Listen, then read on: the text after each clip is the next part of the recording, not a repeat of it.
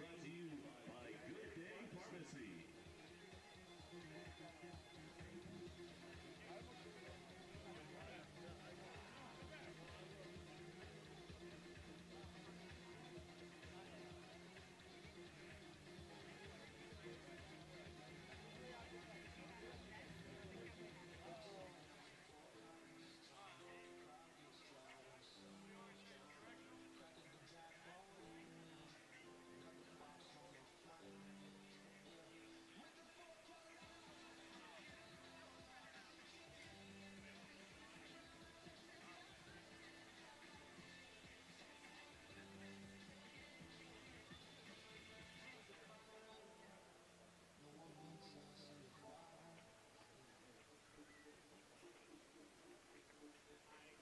Fans, it's now time to meet tonight's starting lineups. First, for the visiting Slammers North. Leading off at playing left field, number 12, Ashton Nakamichi. Batting second, playing center field, number 3, J.C. Smith. Batting third at first base, number 35, J.R. Ramsey. Batting fourth and playing second base, number 6, Milo Richta. Batting fifth, the third baseman wearing number 18, Finn Torvik. Batting sixth and doing the catching, number 27, Sam Skubik. Batting seventh, the right fielder, number 4, Tyler Veldhage. Batting eighth, at shortstop, number 1, Henry Christie. And batting ninth, designated hitter number 11, Corbin Frost. Starting pitcher this evening for the Slammers, number 19, Jake Watts. Head coach of the Slammers is Brian Askenar. Assistant coach Camden McDonald.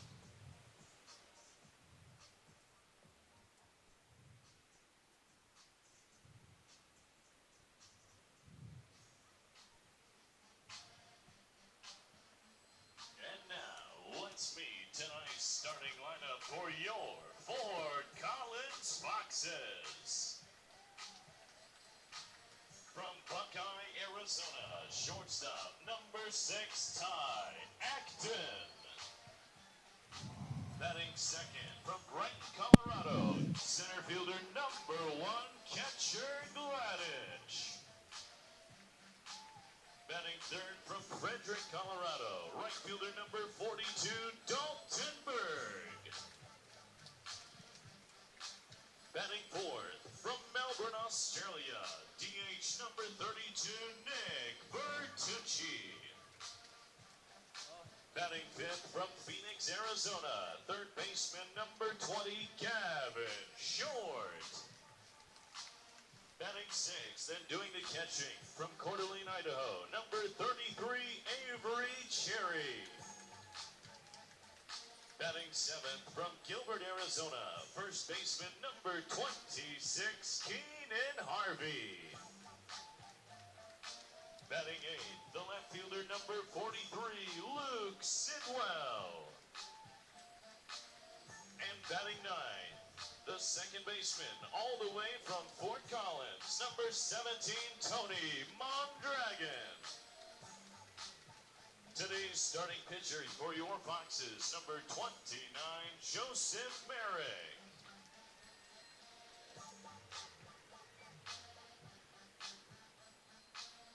Head coach of your Fort Collins Foxes is Skylar Black, assistant coach Josh Dorr, and pitching coach Jay O'Connor.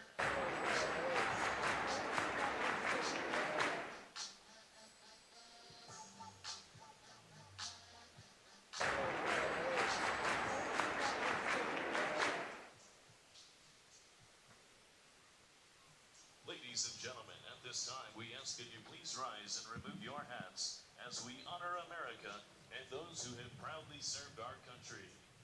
Please remain standing and direct your attention to the flag as we proudly present the singing of our national anthem.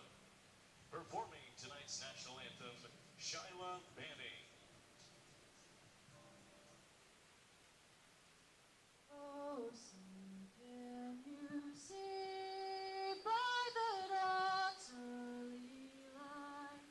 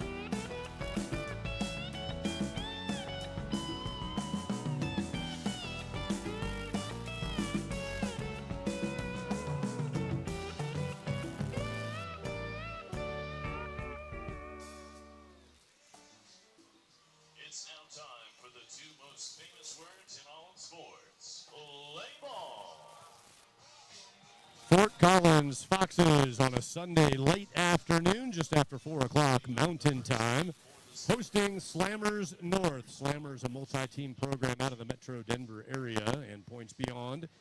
On the road today at the Foxes, as Fort Collins got a healthy win last night.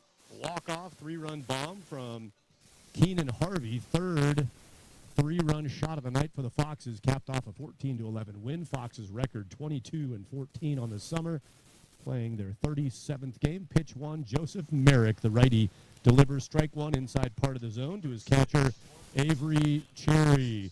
We got it going at 4:15, the start time, and it's mid-90s. Mid-90s, the degrees. 94 degrees showing on my tracker at the moment. As Joseph Merrick takes the hill. Merrick out of Albuquerque, New Mexico. Adams State is collegiate roster in Alamosa, Colorado. Not far from the state line. Foul ball rattles the backstop on a cloudy afternoon, and that's appreciated. Some rain in the forecast potentially, but not too threatening now. Incoming clouds and some breeze cooled things down. The feel of the air temperature still in the mid-90s, but not the suffocating feel it had early. Ashton Nakamichi is the leadoff batter for Slammers. A couple strikes against him. Nakamichi fouls a pitch back to the screen. Playing left field defensively, Ashton or Ash Nakamichi. And that one hit him and then hit Avery Cherry. Skimmed off the batter, hit by pitch, and then Cherry had it ricochet to Avery. Batter managed to get away from that without pain, Ashton Nakamichi, but the catcher did not. Avery Cherry pitched last night for the Foxes, batting in the 6th spot today out of Coeur d'Alene, Idaho.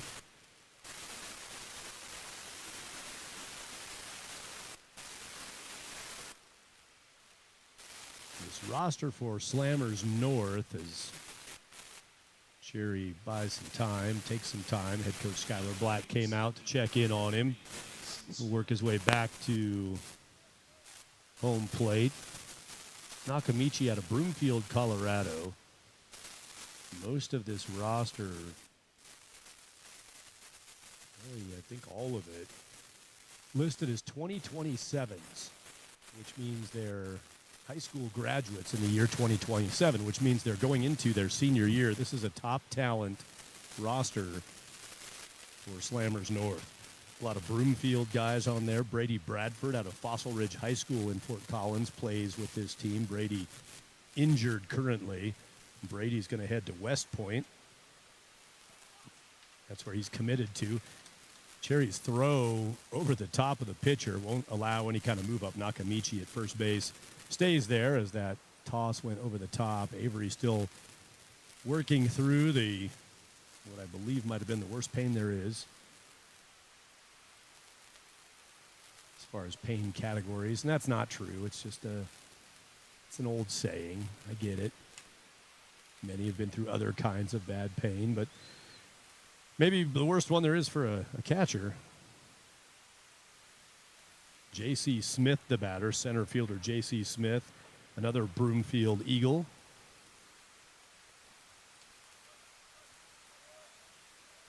Leadoff guy Nakamichi, he sports a 4.25 GPA. That would be a pretty good ERA in summer collegiate ball, and that's a dang fine GPA in the classroom. Incoming pitch, beautiful spot from Merrick. Joseph Merrick has now made his 3rd appearance for the Foxes this summer. The one you're watching right now in inning number 1 is his 3rd appearance for the summer 2026 season for the Foxes. Merrick, 5 innings pitched in his previous 2 mound efforts. Breaking ball freezes J.C. Smith. Down he goes looking, 1 away. Beautiful breaking pitch. And that'll bring J.R. Ramsey to the plate. First baseman J.R. Ramsey will have the next shot. A hit by pitch and a strikeout. Get things underway. You see the coaching cohort for the Foxes behind the batter there. Skylar Black, Jay O'Connor sitting in their typical bucket zone right at the on-deck circle. This ball lobbed to center field. It hangs up, easily played in center. That's catcher Gladish in center field today. Gladish takes J.C. Ramsey's fly ball, 2 away. Second baseman, number 6, Milo Richter. Make it J.R. Ramsey. It was J.C. Smith before him. J.R. Ramsey, another Broomfield Eagle, committed to Richmond, the Spiders. I like this. They've got the GPAs listed, kind of a recruiting sheet, their roster, to give potential future coaches deeper information on these guys. Ramsey, a 4.0. Guys working the books well. 2 outs now, and that hit by pitch runner still standing at first base. Nakamichi hasn't been able to move since he was hit by pitch to lead off the inning. Joe Merrick had into today thrown 99 pitches for the Foxes, so he's into triple digits. Cherry blocks that back forward and rolls into fair territory just up the first base line. Avery, nice job with that. I think that one got his bare hand on the block. It was a good block. You throw everything down there, blocking the 5-hole and the whole zone, and that one I think caught a chunk of his meat hand, the bare hand. This ball chopped foul down the third baseline to Milo Richtel. Second baseman defensively for Slammers North is Milo Richtel, batting right now in the number 4 spot.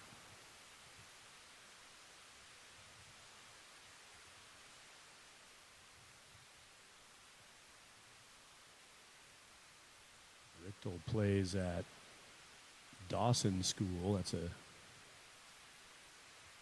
small private, a boarding school of sorts.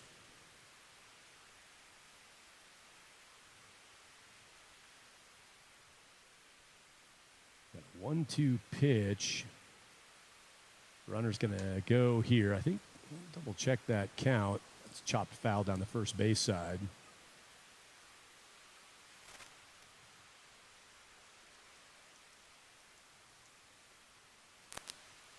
Runner taken off. Scoreboard shows 3-2 the count. 3-2 with 2 outs. And that was the first time Nakamichi has moved. We'll see if he takes off again. He would go on 3-2, 2 outs, of course. And the thought there is he might be running, so send a toss over. Merrick throws over to first base. Joseph Merrick in those 2 other appearances through 5 innings, 7 hits allowed, 3 runs, all earned, fouled off again. 5 walks, 5 strikeouts through the 5 innings, 86 miles per hour from Merrick on that fouled off pitch. Merrick, of his 5 strikeouts through his previous 5 innings pitched, 1 of those was looking. He got 1 backward K or strikeout looking this inning on a beautiful breaking ball. That ball is lined through into center field. Runner will just move up 1 station. Rocket shot to center from Milo Richtel. And it's a first and second, 2 away. Third baseman, number 18, Finn Torvik. Finn Torvik, third base defensively. Bats in the number 5 spot.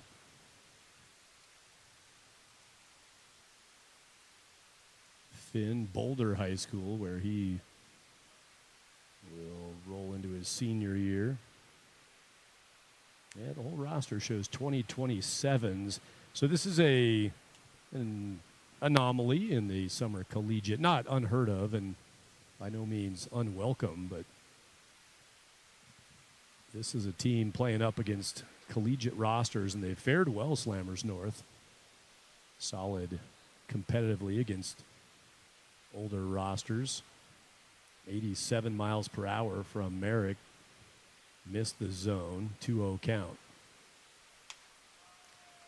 Didn't miss the zone there. The swing missed contact. Torvik swings through at 87 miles per hour again. Consistent upper 80s fastball from Joseph Merrick. Fox is wearing what they refer to as their City Connect uniforms for this game on a Sunday as the final week of the summer collegiate season is upon us.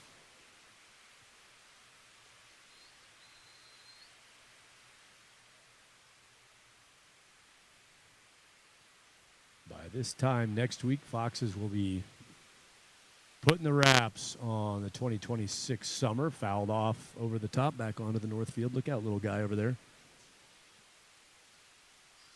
Side-by-side fields at City Park. Curveball at 76 from Merrick, so he brings it down 10, 11 miles per hour on the breaking ball. Gets a foul back from Torvik. Sam Skubik due up next. A 2-2 pitch here to Torvik. Got a swing, and Cherry blocks it, knocks it down, makes the toss, and a strikeout, second of the inning for Merrick. Good first frame for Joseph in his third appearance, second start for the Foxes this summer. Couple strikeouts in the top of the first. It will be Jake Watts on the mound, pitching for Slammers North. Jake Watts will have the bump when we return. 6'3" righty from Ralston Valley High School will face the first three in the Foxes order. Ty Acton, catcher Gladish, Dalton Berg batting 1, 2, and 3 today for the Foxes.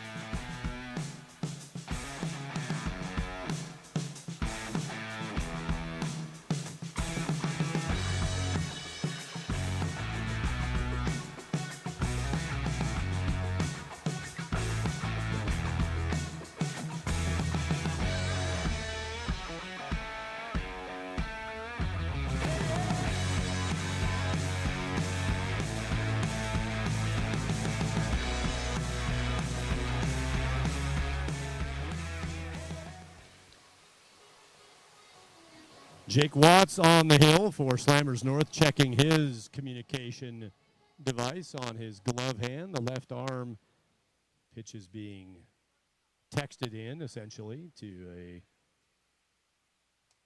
digital wrist device. Pitcher wearing that. And I think the defense, the whole defense has got him. So they're getting the pitch calls, which is helpful to a defender to know what's being thrown. Is it more of a potential pull pitch, off speed? We got location on there, tells us where that might be headed. Can shade defensively a little bit based on knowledge of the pitch call if your pitcher executes what he's trying to do. Jake Watts trying to do that here against Ty Acton. Ty, shortstop, batting leadoff for the Foxes. Takes that down, and a 2-1 count to Acton. Tyler Michael Acton will be our in-game interview today. The batter currently in for the Foxes. Got some time with Ty before today's first pitch. You'll hear from him through the game. Quickly has become one of my favorites because he lives in a town called Buckeye. There is a dot on the map up north of Fort Collins called Buckeye. It's really a very rural, wildernessy area up north of Wellington, Colorado, which is up north of Fort Collins, Colorado. Buckeye, Colorado, just a dot. Buckeye, Arizona. Ty Acton, his hometown. He'll take a walk to lead off the game. Ty said his Buckeye in Arizona was a small place but has been growing rapidly. My parents are from the Akron, Canton, Ohio area, so the word Buckeye has always resonated, even though we all built up my immediate fam from my 4 years old in Colorado. Buckeye means something to us. Welcome to first base, Ty Acton. Catcher Gladish out of Brighton, Colorado. Catcher batting in the 2 spot today. And playing center field, where Ty Wilson has been posted up most of the year. Gladish takes, and it'll be a 1-1 count to catcher. I don't have the game-by games. I don't know how many times this season Gladish has batted in the number 2 spot. I'd be willing to guess it might be 0, or very few, if any. Number 2 spot in the order for catcher Gladish. That's where he is. Now he'll take a hit by pitch off of his elbow guard, and then that one banged off of the catcher. Sam Skubik behind the plate for Slammers North. And just like Avery Cherry had happen in the first inning, Skubik takes some collateral damage on a hit by pitch. Unfortunately, he appears to just be ready to roll on. Cherry needed some time to work off his pain, and Skubik, I think that one hit elbow guard of Gladish and then bashed the catcher's mask of Skubik. Shot down the first base line is foul.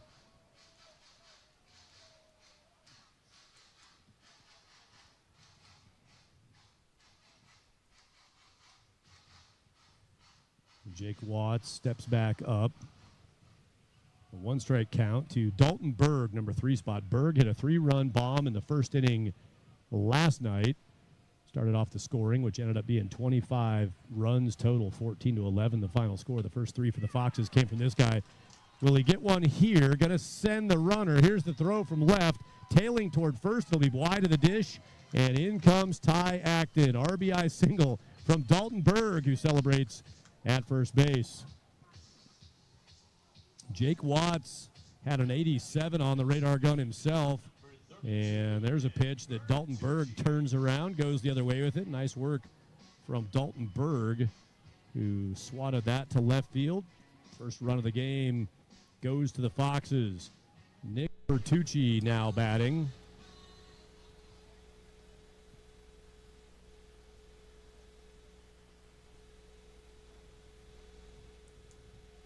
That, like a slider, that one ticks off the glove of Skubik behind the plate. 78 miles per hour on the slider is a wild pitch. And the runners move along. Now second and third. Gladish at third, Berg at second.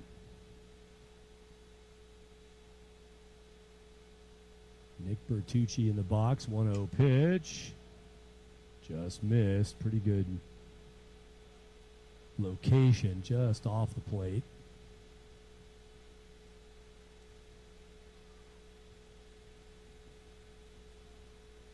Foxes now at 59 home runs on the season. Breaking ball stays inside under the forearms of Bertucci. The teams have tried to go off speed with Nick. Spinning pitches, breaking balls frequently. 16 home runs on the year for Bertucci of the team's 59. There's a jam shot. That's going to score a run. Bobbled it short. Might be too much. Nope, they'll still get Bertucci. Gathered back up by the shortstop, Henry Christie, who gloved it, dropped it, picked it up, threw it. Bertucci ground ball RBI. Second run of the first inning is in for the Foxes. Catcher Gladish scoring. Dalton Berg over to third. Now one of a healthy handful of Arizona-based players for the Foxes here in Colorado. Gavin Short out of Phoenix, Arizona. Gavin bats number 5 and plays position 5, third base. With 1 out. 2 in. Strike to Short. one available here at third base. Gavin discussing that strike call. He'll get the info and then catalog that, step back in. Pitch was on the very outer edge. Now a breaking ball that had some sweet landing to it. Strike called, 75 miles per hour on the curveball from Jake Watts. Ralston Valley High School. Jake committed to Evansville University in Indiana. There's a spinning pitch slider that went down in the dirt. 2-2 count to Gavin Short. Signing to Evansville out of Colorado. I've seen that go big one time for sure. Kyle Freeland still atop the pitching staff for the Colorado Rockies. Colorado high school kid. There's a strikeout pitch to Short, again out there on that edge that he thought before might have been a little too far out, and he'll get a pitch that again gets called on the outer edge. He talks with Avery Cherry, shares the intel. It's the catcher, Cherry, who had a chance to work behind the dish in the top of the first. So he's established some sense of what's going on with today's strike zone. Cherry now tries to work with 2 outs here and cash in Dalton Berg.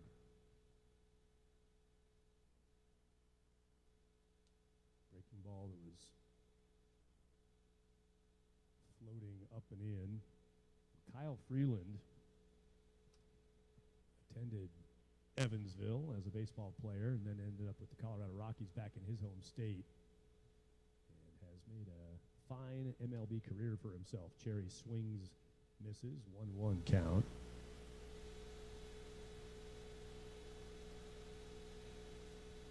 .85 miles per hour past the bat of Cherry.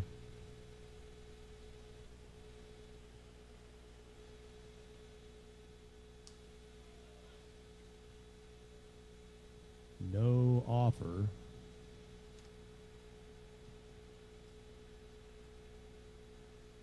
Kyle Freeland went through Thomas Jefferson High School, TJ, in the Denver area.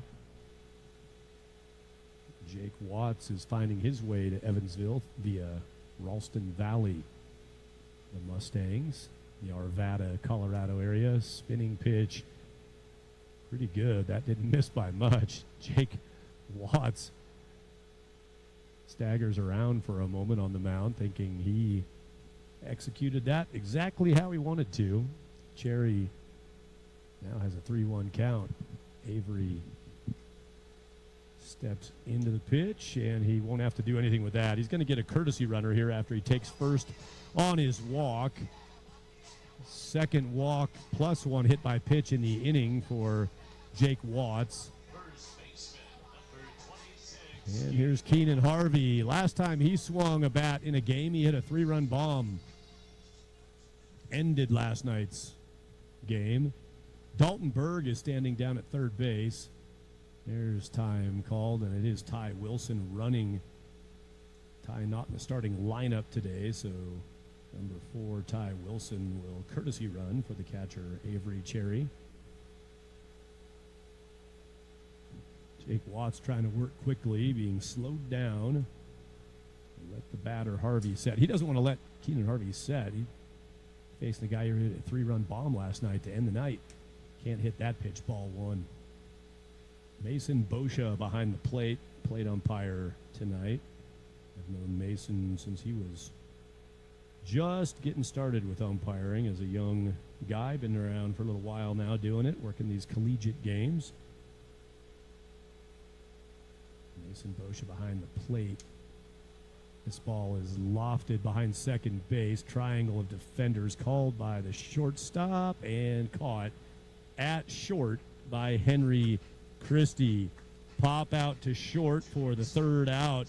2 in for the Foxes. First 2 batters, Ty Acton, catcher Gladish. A walk and a hit by pitch, and they are cashed in. RBIs from Dalton Berg and Nick Bertucci in the first. Foxes lead 2-0 after 1.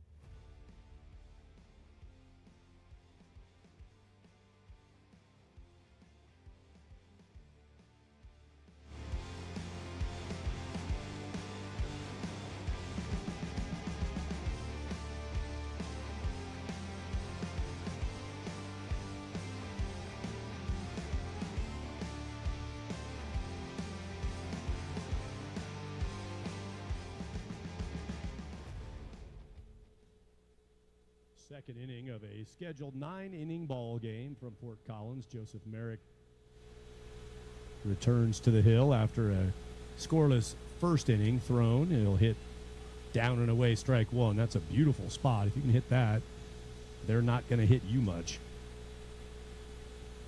Low and away, right to the target, presented by Avery Cherry, hitting the spot. And this one is hit through the hole on the left side. Base hit for the catcher, Sam Skubik. He's got a base hit. It's the second hit for Slammers. Milo Richtel had a similar single in the first. Richtel's base hit came with 2 outs. Ended up with 2 runners stranded after a strikeout. Merrick got out of the inning with a K, his second of the first frame. Might want to go for one of those now, or the double play ground ball. Tyler Feldhake, the right fielder, steps in. Catcher for Slammers will stay on to run. Sam Skubik running for himself, no courtesy runner for Slammers. Just down there. Mentioned Mason Boscia behind the plate on our 3-umpire crew. Kyle Higley, who had the dish last night. Kyle Higley is down the first base line looking for any potential pick throws coming here. And there's a strike, and it's clicked up to the scoreboard by Boscia behind the plate. Higley down the first base line. Jared Kennedy was on the first base line last night umpiring. He is the third base side umpire. Currently on the first base side of the diamond, though, in this 3-umpire alignment with a runner on first. That strike was called, beautifully located, froze up Feldhake. Nothing he could do there. The right fielder batting number 7, Feldhake. Fighting here with 2 strikes now. That'll go to a full count. Castleview High School for current batter Tyler Feldhake. Strikeout pitch. That hit the outside part. Down goes Feldhake. Second backward K fired by Joseph Merrick. Follows up the leadoff single with a strikeout. Serves himself well. That improves the situation in the inning dramatically. Not able to move the runner along to second base. Merrick pounds it again, working away. Nice job maximizing the zone. That one was definitely a strike, but it's just coming in at an angle and on a spot that is tough to get to. Tries to go out there a little bit farther. That one too far off the plate. Breeze whipping around with some clouds above. Little storm cell activity here and there in northern Colorado today. Warm Sunday afternoon. Now you get inside. That's big right there. That's a strike called, and that was one of the few. Merrick goes down and in to Henry Christie, the shortstop batting here, number 8 in the order, Christie. That pitch, if Merrick can move it side to side like that, edge to edge, good luck. Foul tapped away by Christie. He's the shortstop, made the final pop-up catch of the bottom of the first on the Keenan Harvey pop-up. Christie also had a ground ball throughout Bertucci. That ground ball scored the second run for the Foxes. Reached out, wrapped around that, knocked it down the third base line foul. Christie still alive. Corbin Frost due up next. Frost will bat in the 9 spot. He's the DH today, batting for the pitcher Jake Watts.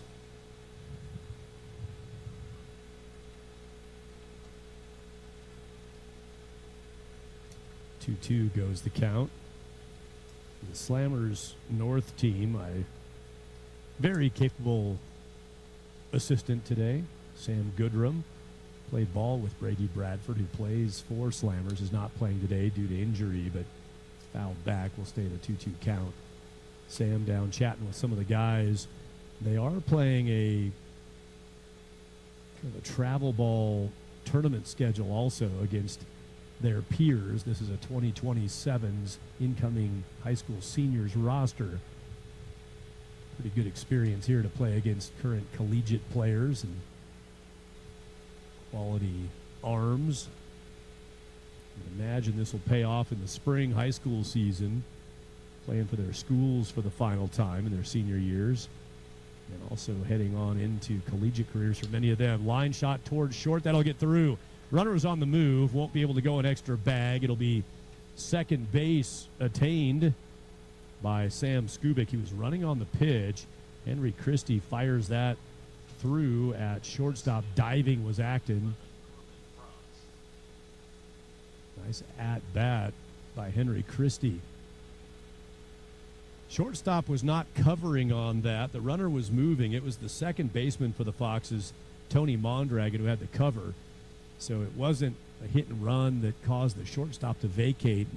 It was just Henry Christie hitting that ball to the right spot, getting it to the third base side of shortstop, getting it through. It's all 3 base hits now for Slammers, have gone between short and third. Again in the baseball, I don't know about 101, baseball 202, maybe 302. Inside move and no throw back from Merrick. The fan said, "Ooh, that's a balk." Is it? No, it's not. You can do that. You can lift the leg like you're pitching, spin, and just come off the back of the mound. Don't have to throw that. Didn't get the inside. Tried to dot one across the knees of Corbin Frost. Missed for a ball.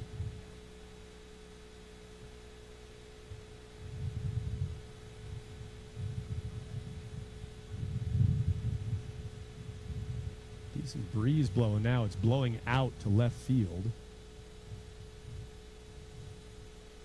Breaking pitch from Merrick, yes, strike.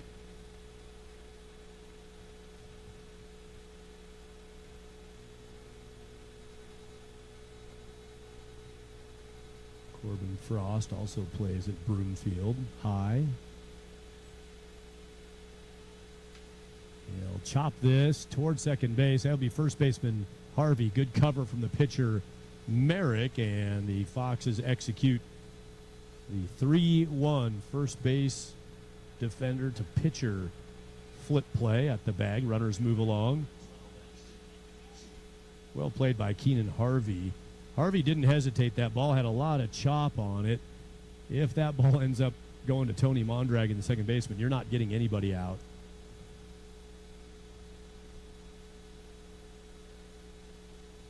Harvey playing first base the right way right there.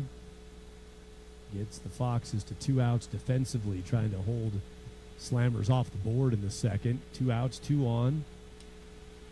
And top of the order, Ashton Nakamichi.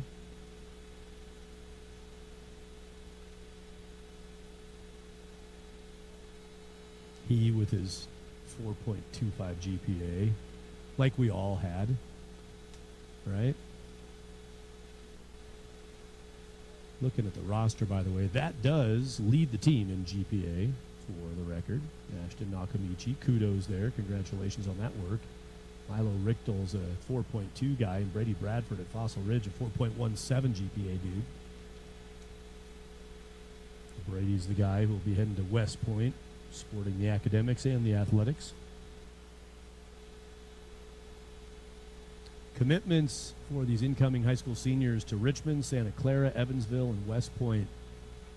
Pretty good baseball spots for several of these Slammers summer players. 3-1 count to Nakamichi now as the Foxes trying to find their way out of it.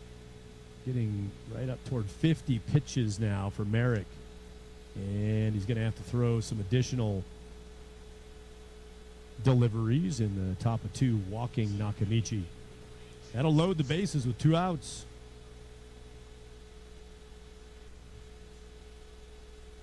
First walk for starter Merrick. He has a hit by pitch also. Patient Nakamichi takes his bag, loads him up for J.C. Smith.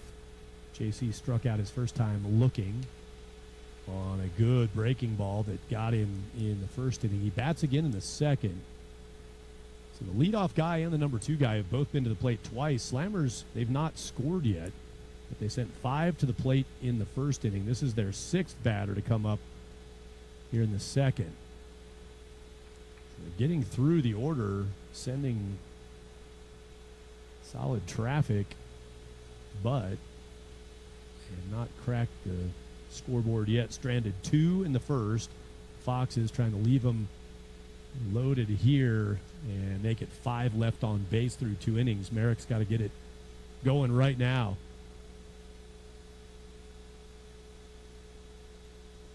Number 1 answer on Family Feud of top cliche in this situation is nowhere to put him. If you're looking to say baseball stuff. 3-0 pitch. Didn't put him. J.C. Smith will see another pitch. Up and over 50 pitches now through 2 innings for Merrick. He was averaging 20 pitches per inning through his first couple appearances. And he hits that outside part again. Nice job working away. Not giving Smith anything to get too excited about with his swing. On a 3-0, he's watched 2 pitches hit the outside part of the plate. Now the runners will move on 3-2, 2 outs. There they go, and there goes a tapper towards short. Going to have to hurry. In comes Acton. Won't have time. Runner comes around. Can they tie the game? Yeah.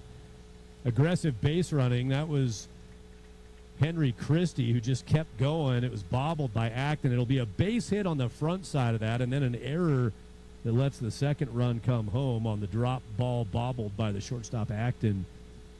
He was not going to get J.C. Smith. That's an RBI single for Smith. He'll get 1 ribby. Second run scoring on the drop ball.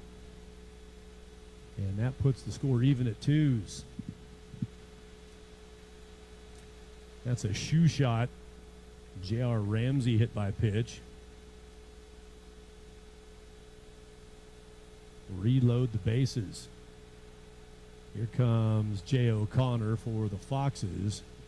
Pitching coach will make a visit here as he's trying to find a way out for the Foxes and their starting pitcher Joseph Merrick. Luke Sidwell is going to lead off the bottom of the second in the number 8 spot for Fort Collins. It'll be Sidwell and Tony Mondrag in the 9 spot, back up to Ty Acton at the top. Those are the 3 batters coming up when this top half concludes, but they're not out of it yet. Milo Richtel, cleanup batter. 2 outs, bases juiced, and Richtel coming to the plate after this mound visit by Jay O'Connor.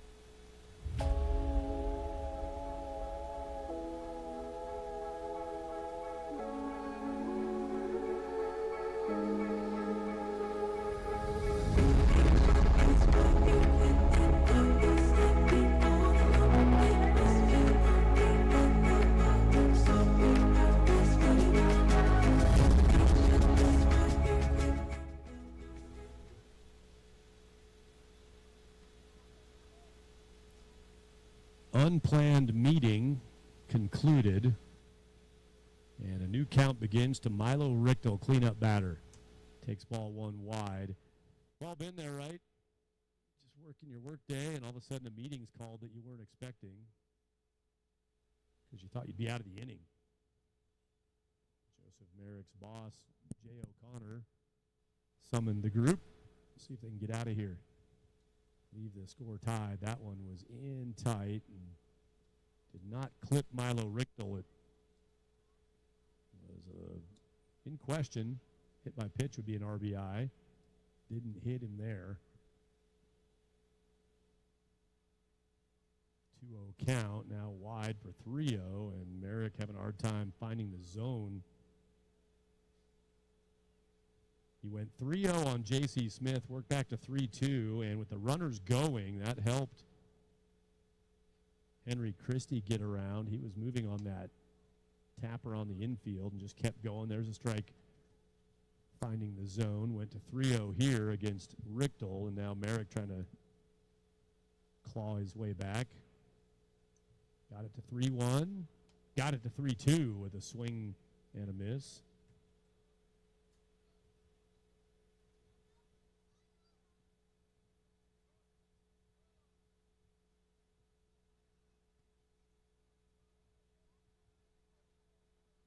Here we go again on 3-2, 2 outs. That ball is flown just right of center. It'll be toward the gap. It'll be catchable, and catcher Gladish is the man with a glove in that location. Fly out to the center fielder.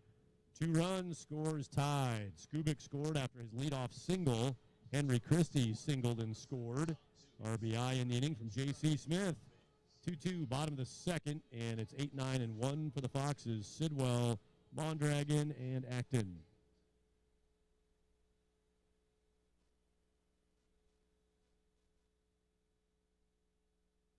Foxes baseball on a Sunday from City Park, and first I'm going to learn if Acton prefers Ty or Tyler. Ty. In the baseball world, it's always been Ty, never Tyler. Is the legal Tyler? The legal is Tyler. When Mom gets mad, it is Tyler. And the middle?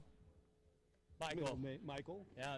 Tyler, Michael, Acton. We'll go with Ty Acton today. Full All right, government. all right. Yes, right. Get you through TSA and everything. Ty, enjoy watching you play. I know it's been a shorter summer for you here, but tell us about the end of your spring season, your college season, transition to summer. Sort of what happened to get you here this year? It was actually pretty cool. I played with Jackson Sanders, one of the pitchers here for the Foxes, and he told Skylar about me. They needed a middle infielder. Called me on the 4th of July. I accepted, got here the 6th, and played first game on the 6th when I got here. But yeah, it's been fun. I've been having a blast. I love it out here. Definitely beating the heat. It's funny because we all feel hot, but you came out of Arizona, so it feels pretty good to you. You did tell me, you played that first game you got here. Lungs maybe burning a little bit, huh? Yeah, I definitely got on second base, huffing and puffing a little more than I was used to. But after a week, you kind of get acclimated. I'm ready to roll now. Thanks to Ty Acton, our in-game interview guest. We'll hear more from Ty. We'll see more out of Ty here in this inning, batting third in the frame. Sidwell, Mondragon, Acton will definitely see the batter's box in the bottom of 2. Starter Jake Watts.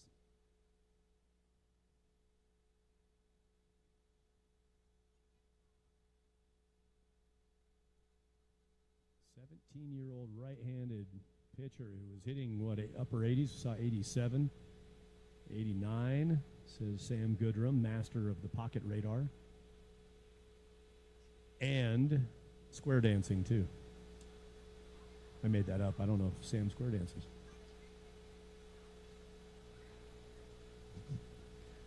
Sam says he's only willing to boogie. He won't square dance. 2-1 count. Bullpen for the Foxes starting to get a little activity.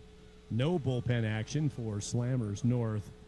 Thinking Marcus Hull is who I see down in the Foxes pen. Marcus has been a higher volume inning guy for the Foxes this summer. Sidwell fouls that away. Slices it over the bathroom building, bounced it in a cottonwood, and clanged it around. Looked like a pinball in the trees over by the City Park ditch, which is dry and has been for more than a month, I think, or about a month. Ditch ran dry early this year. No duck derby for the Fort Collins Baseball Club this year, to the community's great disappointment. Not very fun to run the ducks on a dry ditch, though. They're rubber ducks, of course. Sidwell with a 3-2 count, leading off the bottom of the second. Takes it down, and Luke Sidwell has a free pass. Walk to Sidwell. Luke will take his spot, and in comes Tony Mondragon.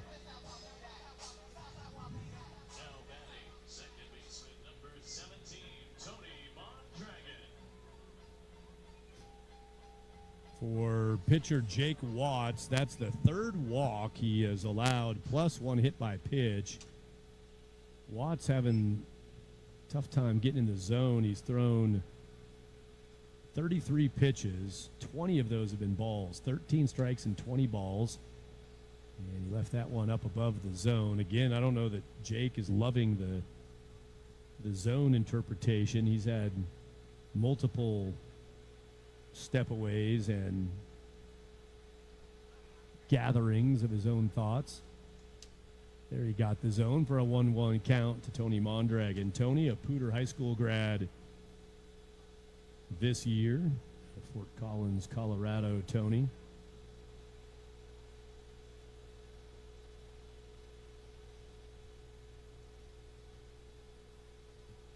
One pitch to the number 9 batter.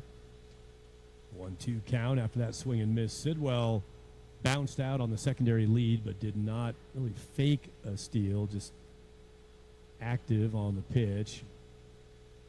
Going to have the top of the order coming up. You'd love to get the batter or the runner along to second base. Sidwell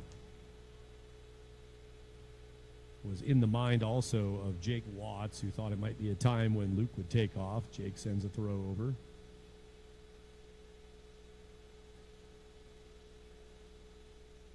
It's a 1-2 count.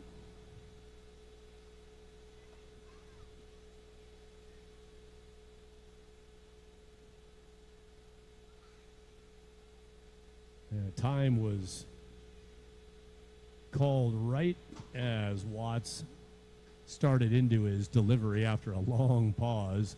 I was about to comment on the long pause. Just when he started, Mason Boscia, plate umpire, hands went up. Good decision by Watts. He still lobbed a pitch in there. It didn't count for anything, but you don't want to risk trying to shut down your motion and tweak something. He misses out with that pitch. 2-2 count. Joseph Merrick, he's 37 strikes, 27 balls. For Watts, 15 strikes, 22 balls. He gets a foul off from Mondragon.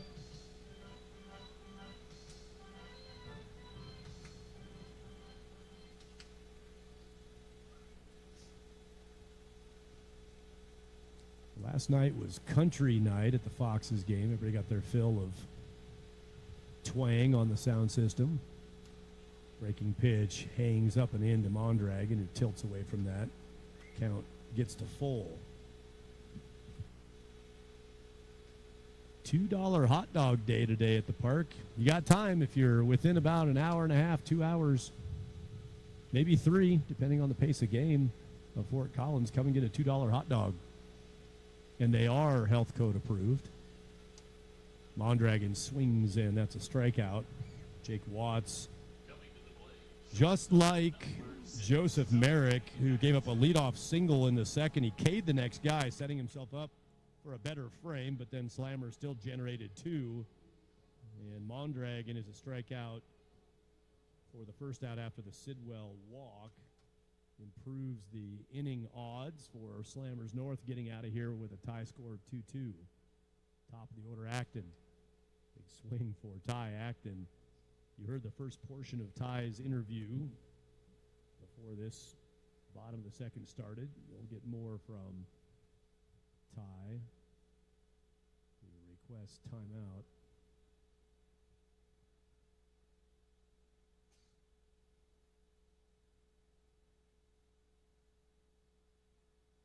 Strike his count. Now a 1-1 count.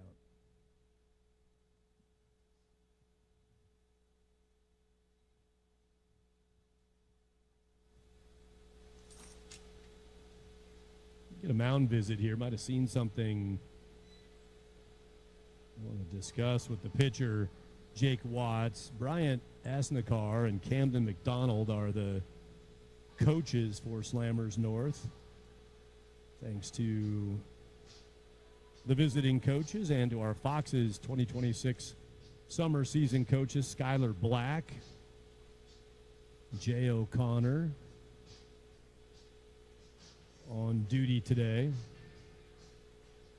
Josh Dorr has been a big contributor Our greetings and support to Josh as he's taking care of business himself, not here today at the ballpark. Steady hands of Skylar Black and Jay O'Connor on the task for the Foxes.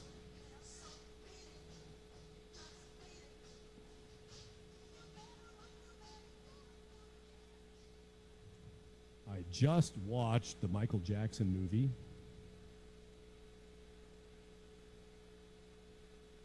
Did like it.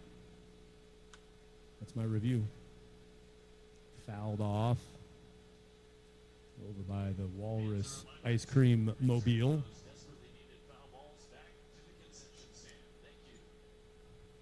Couple strikes to Ty Acton. 1-2 count.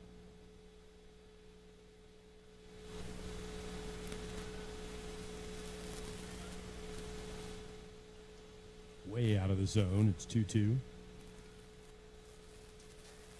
Dream big and save smart at KeyBank. They help you turn your goals into action. Tools, guidance, and a team that's always in your corner. Visit one of 3 Fort Collins or Loveland locations.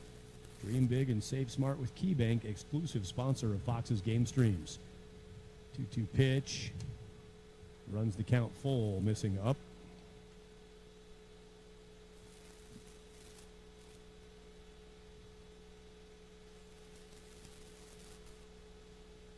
Luke Sidwell with 1 out, the runner at first base. Does he go on 3-2, 1 out?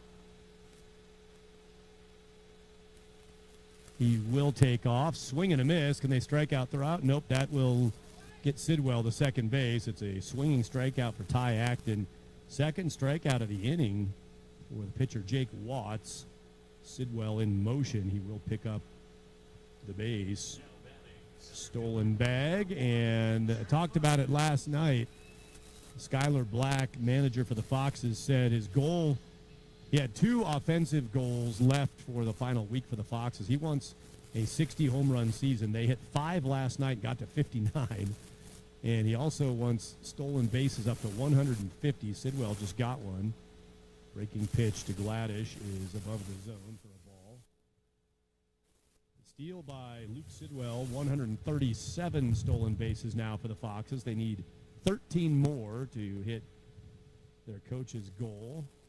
And I'd say that's highly likely. The odds are good. Got 4 games after today remaining in the 2026 season. And the pace, the rate at which they've been stealing bases, it would have a good shot at that. And they may have 5. I heard the announcement of 4. I think it might be 5. They've got the Colorado Lumberjacks on July 21 and 22 for 2 games. El Paso County Baseball Miracles out of Colorado Springs. That's El Paso County where Colorado Springs is. That's not El Paso, Texas. 3-0 pitch to Gladish. 3-1. Threw a breaking ball on 3-0. Got the zone. So the Foxes have a pair with the Colorado Lumberjacks. Those are home games, the Lumberjacks. They've got the Miracles out of Colorado Springs at the Spradley Collegians and home with the Boulder 64s. It's like 5 game dates remaining, 4 different opponents to get those 13 more stolen bases, hit the goal. It's a team record in home runs already set. 58 was the mark. They broke the Foxes' single-season record last night with their 5 home runs, including the walk-off winner from Keenan Harvey. Catcher Gladish looks at ball 4. Second walk of the inning. 2 walks, 2 strikeouts in the frame. All the action in the inning on the hands of the pitcher Jake Watts. Pair of Ks, pair of walks. Dalton Berg, RBI single in the first, bats again in the second with 2 down. Through 2 innings, Slammers have sent 13 batters to the plate through 2 innings. Berg, first pitch, yep. And that bounces off the glove. It's a clean single and then misplayed in right. That'll let the runner score easily. Sidwell was probably going to try it anyway with 2 outs. Gladish will get to third base. Dalton Berg did get a little interview clip with Dalton before the game, along with Keenan Harvey, a tandem interview. You'll hear from Dalton Berg and Keenan Harvey in this game between innings. But one thing Berg said, he likes to go in looking for the first pitch. Did it right there. Thinks it might be the best pitch you're going to get in the AB. That's how he approaches a lot of his plate appearances. And Dalton jumped all over the first pitch. RBI base hit, lead for the Foxes, 3-2. That will be an RBI single. I think Sidwell was scoring on that. It got out to right field quickly, but Luke, with Skylar Black coaching third, they're going to go aggressive there. And then the mishandle in right allowed an extra bag for Gladish. Bertucci tried to get the Foxes their 60th home run right there. Swing and miss. Would have hit the City Park pool if he would have made contact on that one. 1-1 pitch misses. It's 2-1. Brody Belanger is coaching first base for the Foxes. Played catcher last night. He's handling first base coaching duties on this Sunday late afternoon. Bertucci stays away from an inside pitch. Missed for a ball. 3-1 count to Nick Bertucci. Seen some of the Fear the Stash t-shirts running around today. Oof. So many times you try to set yourself up for an epic home run call.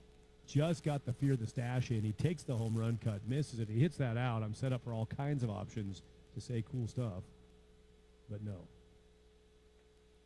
Sam Goodrum, by the way, as I look over at summer staffer for Fort Collins Baseball Club. Little stash fear over here, too. Runner goes on 3-2, 2 outs. And Bertucci works a walk. That will load the bases. That is the third walk of the inning drawn by Fox's batters. 3 of the 4 guys who've reached this inning have been by walk. And Dalton Berg swinging a great bat here in the second half of the season for the Foxes. Came in first pitch, drove in a run. He's out at second now with Bertucci at first. Gladish at third. 2 outs. Gavin Short takes ball 1 down. Breeze still blowing a little bit, not the way it whipped up last half inning. It appears what breeze there is still helping a batter with a little push toward left field. Marcus Hull in the bullpen for the Foxes. That pitch up and in. And a 2-0 count. 60 pitches now for Watts. 36 of those called balls. That one will be called a strike. Enjoy watching Jake Watts pitch. Good mound presence. Had a hard time getting the zone dialed in. 2-1. 3-1, that's up. I don't know what his review would be of the City Park mound. A lot of pitchers talk about this mound feeling tall, high, like you're up on a big bump. This one might have hit the 60 mark on home runs, and it's going to be of the large variety. Gavin, grand slam Short. That's a 4 RBI swing for Short. Foxes have 60 home runs on the season. Gavin Short, his 5th. And it's a grand slam bomb that puts the Foxes firmly in command. Make it 7-2, Fort Collins on top of Slammers.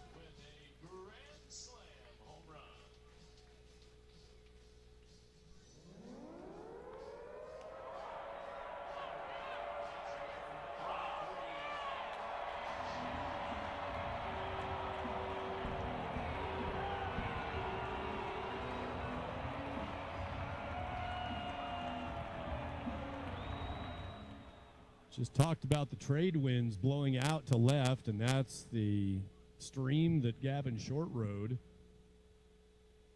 I said it last night. Gavin had a fantastic finish to that long road trip for the Foxes. Big extra base hit production, ground ball nub down the first baseline. Avery Cherry will ground out unassisted to J.R. Ramsey. Gavin Short continues the extra base productivity, the power swing as he bombs the grass beyond the left field fence at City Park. 4-run swing. It's a 5-run inning for the Foxes, who take a 7-2 lead into the top of the third.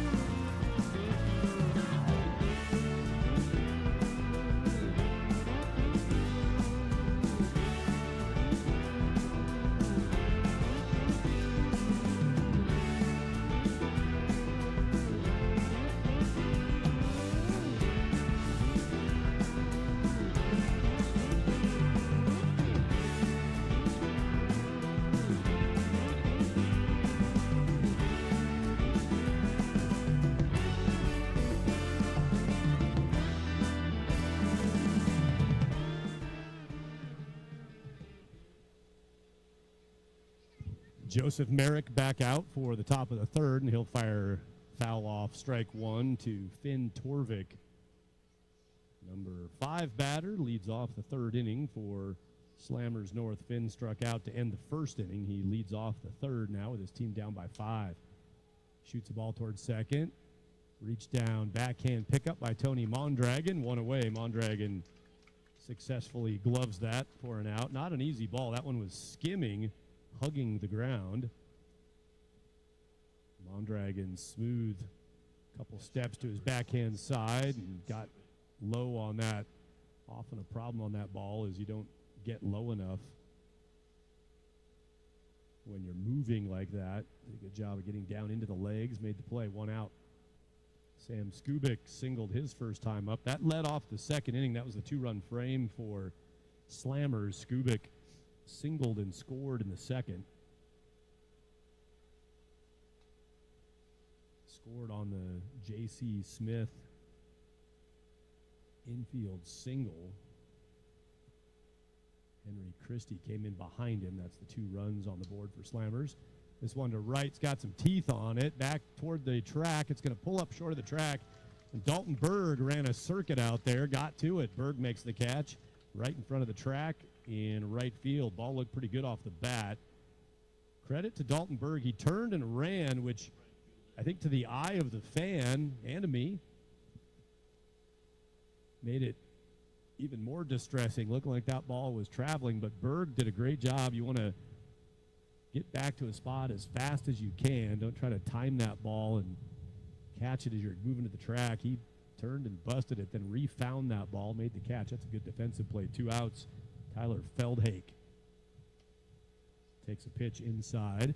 Top of the third inning here of a 9-inning ball game. Thad Anderson with you from City Park. The bottom of the third is going to be guest play-by-play by Sam Goodrum. Bottom of third for the Foxes will feature Sammy G out of Fossil Ridge High School, out of Werner Elementary, the pride of Werner Elementary in Fort Collins, and a longtime Fort Collins baseball club guy. He is attempting to create stash fear at the level of Nick Bertucci. I don't know if it's there yet, but it's close. It's right there. This ball again lifted toward Dalton Berg. That one's not as deep. Berg will camp, and that's a clean 3 up, 3 down. Tyler Feldhake flies out to right field. Back-to-back sky balls out to the right fielder Dalton Berg, who makes 2 catches. All right side defense. The ground ball to Tony Mondragon got the first out for the Foxes. Nice inning for Joseph Merrick. Tidy in the third, and nothing comes across after the 5-run bottom of 2. Starting pitcher Joseph Merrick backs it up with a 3 up, 3 down. 7, 8, and 9. Harvey Sidwell Mondragon coming to the plate.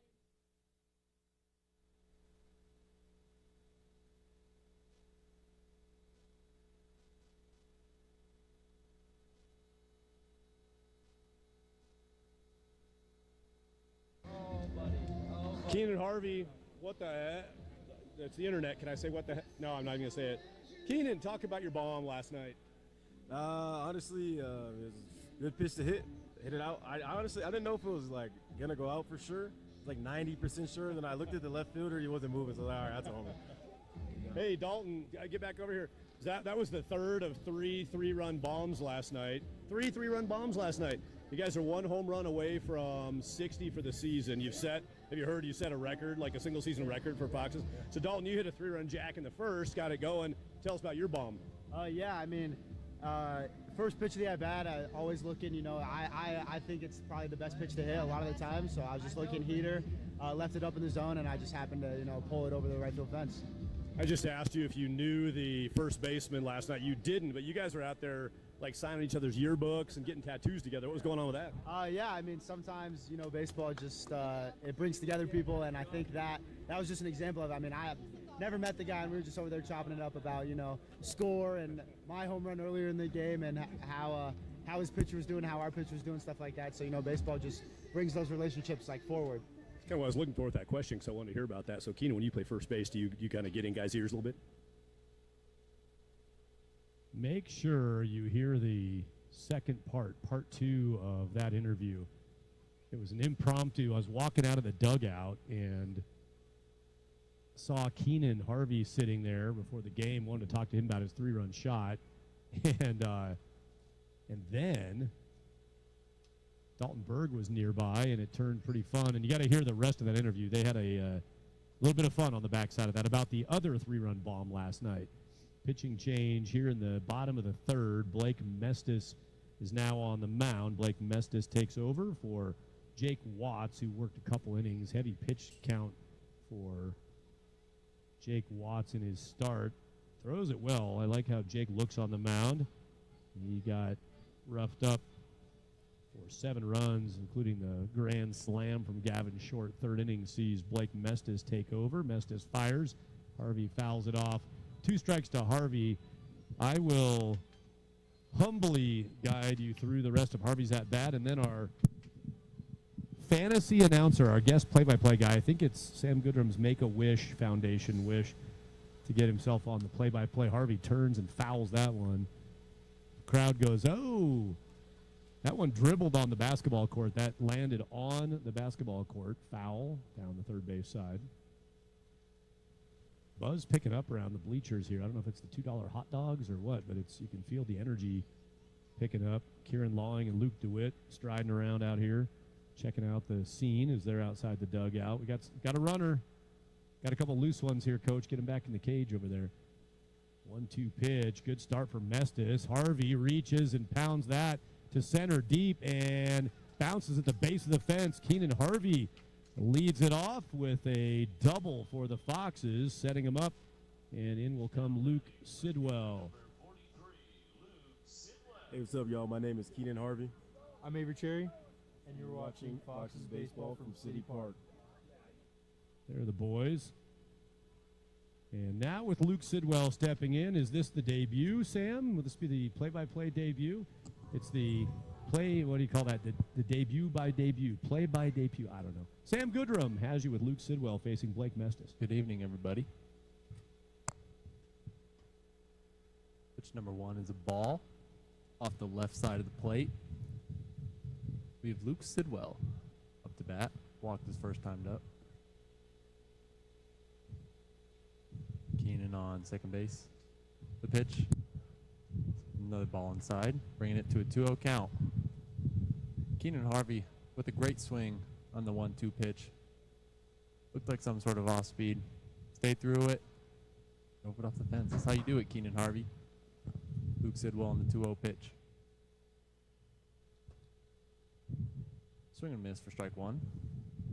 Correct, Sam, about Harvey. He's 6'5", strong dude. He just got it. Sometimes that's what you do. Just throw your barrel in the zone. Good things happen. He hit that off the base of the fence in center field with kind of a throw the hands out barrel. Well, that's the type of power you get when you're 6'5". Just like yourself. Just like me. 2-1 pitch. Pitcher steps off. Maybe they have a little miscommunication there. What is your height, Sam? 6'5". on audio, right? On a stream. Yep. On radio. I'm 6'5" on radio.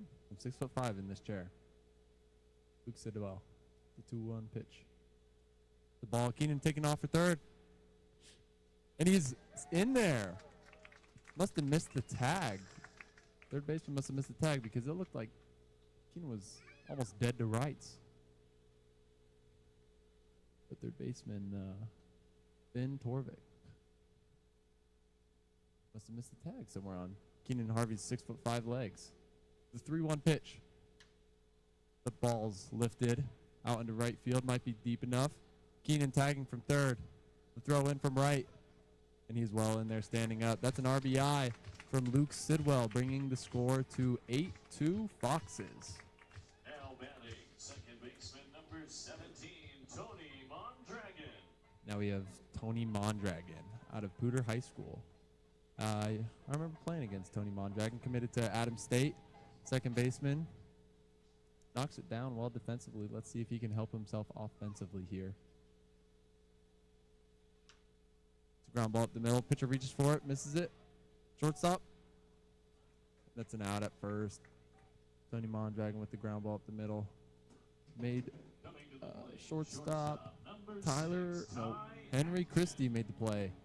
That was a nice play by Henry there.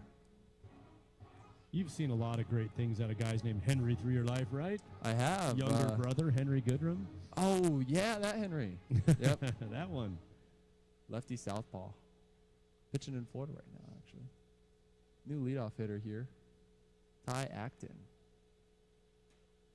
You know, when I was doing the Foxes games, this is the first time I've seen Ty Acton ever. He must have been a new addition. Yeah, he got here. Yep, he came in early July. Ground ball to shortstop. Ranging over. Makes the play at first base. That's 3 outs in the inning. But Foxes don't get away without getting a run off the board thanks to Kevin Harvey's leadoff double. Well, let's take a vote on Sam Goodrum's play-by-play debut. How many people thought your evaluation of Sam's debut would be best represented by this sound? Okay, we're gathering the votes. Nobody voted for the sad trombone. I didn't hear it, nope. Now, how many people vote for, let's go with this one. Let's go. Oh, a little clap? Yep. Unanimous let's go. I see a lot of votes for that one. People pumped up about it, Sam. Sam's going to wind up getting ice cream for us here in a little bit, so that'll be his more important role. But, Sam, thanks for letting me catch my air in the third inning. We'll go to the top of the fourth. It's 8-2. Foxes have the lead. Henry Christie will be the leadoff man, number 8 spot in the order, Christie, and then Corbin Frost. And back to the top with Ashton Nakamichi.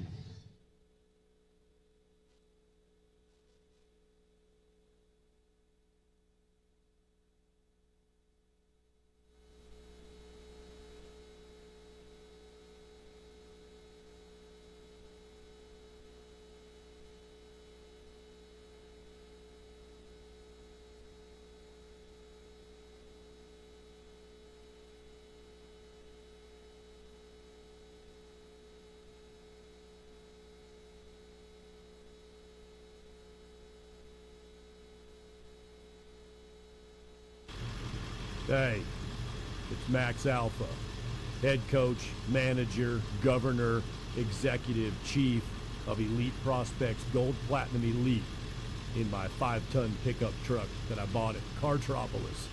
One of my 4 vehicles. One of only 6 total vehicles in the village of Sugar Lake. Elite Prospects Gold Platinum Elite tryouts are coming up. Be there if you want to be elite. We only take people who are better than everybody else. If you want to be the best, be at tryouts. Elite Prospects Gold Platinum Elite.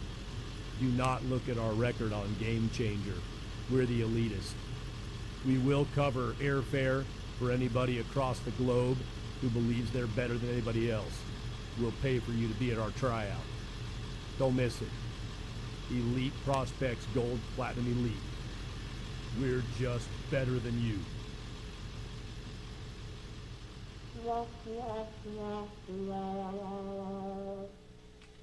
First AB of the 4th inning, Henry Christie, first pitch, sends that to Tony Mondragon. 1 out on the ground ball to second base.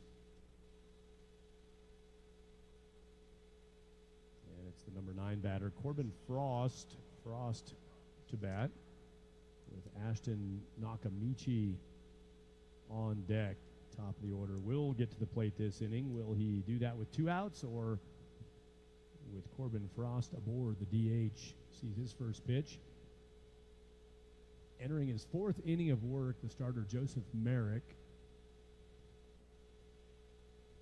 Marcus Hull just graduated, Windsor High. Marcus down in the bullpen. Strike called. Avery Cherry behind the dish. Gavin Short continues at third base with Keenan Harvey across the way at first. Mondragon and Acton up the middle. We've got more interview with Ty Acton coming up, along with more interview with Keenan Harvey and Dalton Berg. Berg's in right field. He collaborated on an entertaining interview with Keenan Harvey pregame today. They've got the right side along with Tony Mondragon. It's Berg in right. Catcher Gladish in center.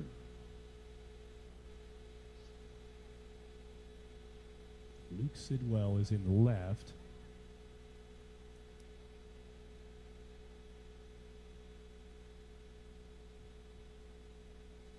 There's a 1-2 pitch, and it's a strikeout pitch.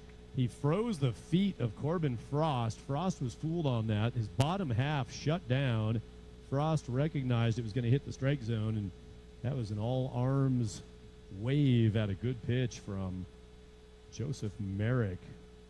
Worked that away from the lefty. Strikeout, 2 away. This, I think, would be a summer collegiate baseball record. Back-to-back 3-up, 3-down frames for a defense. That doesn't happen often in summer ball. Merrick's got himself a chance, and I jinxed it. Base hit for Nakamichi, the leadoff guy. Been on all 3 times, 3 different ways. Hit by pitch, a walk, and now a single. Smooth swing from Nakamichi with 2 outs. That breaks up a string of 6 consecutive retired by Joseph Merrick. In that, he had 3 flyouts, 2 groundouts to second base, and a strikeout for 6 consecutive outs recorded. And Nakamichi gets Slammers North back in the right direction with a base hit. Merrick has his first pitch fouled off. That was like a wet noodle swing there. That was kind of end of the bat. That's, as a hitter, when you swing and hit something like that, it might hurt for one, but it makes you feel like you can hit it maybe 70 feet at most. That's all I got. So we'll go to bunt right here. Fouled off third base side. J.C. Smith, good hitter. He's 1 for 2 in this game, has an RBI. Batting in the 2 spot, but yeah, it's no discredit to J.C. That's just anybody who's hit, especially hit with wood bats in this game, that kind of swing that he had right before that just leaves you feeling not good about what you're doing. Goes to the bunt, asks for time here, he'll get it. Merrick comes set and then steps away. Will it be the final frame for Joseph Merrick, the 4th? As the bullpen has been working for a little while for the Foxes. Bending pitch was tempting, but Smith held back.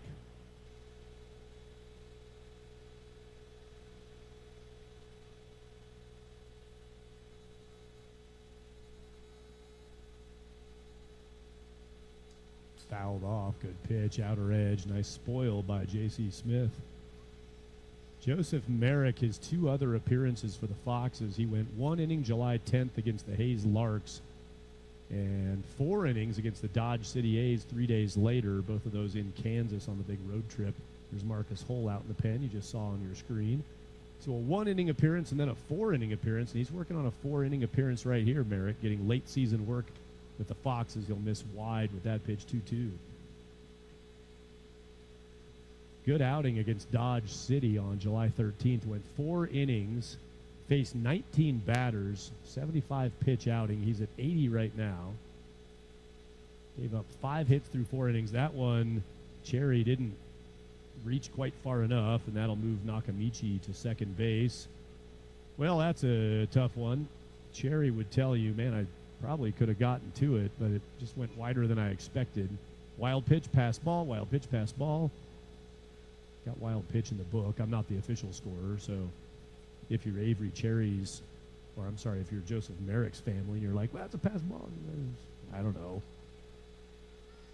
Now a walk pitch. J.C. Smith weathers the storm in that at-bat, hangs out for a while, draws a walk, and 2 are aboard for the number 3 spot, J.R. Ramsey. Against Dodge City, the 4 inning outing for Joseph Merrick. Mentioned he gave up 5 hits in 4 innings, 2 runs allowed, 4 walks, 3 strikeouts. Ground ball right side. Will it get through? Tough hop. Mondragon absorbs that. Got his belly button in front of that. Nice movement by Mondragon to stay in motion to get himself in front of that ball. It did take a funky hop. He breadbasketed that one, and it's a pair of ground balls, the first out and the third out of the inning for Mondragon. Good defense for Tony. Keeps the Slammers North offense off the board. They've only scored in the second. Foxes lead at 8-2 and go to the bottom of the fourth with 2, 3, and 4, Gladish, Berg, and Bertucci.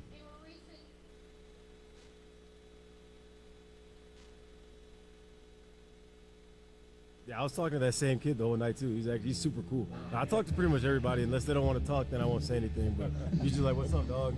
Right now, right when they kind of shut you down. I'm trying to lead off over here, man. I'm totally disrespectful here. Who hit our other 3-run bomb last night? It was Genesis. It was Gio. All right, he's nowhere near here, is he?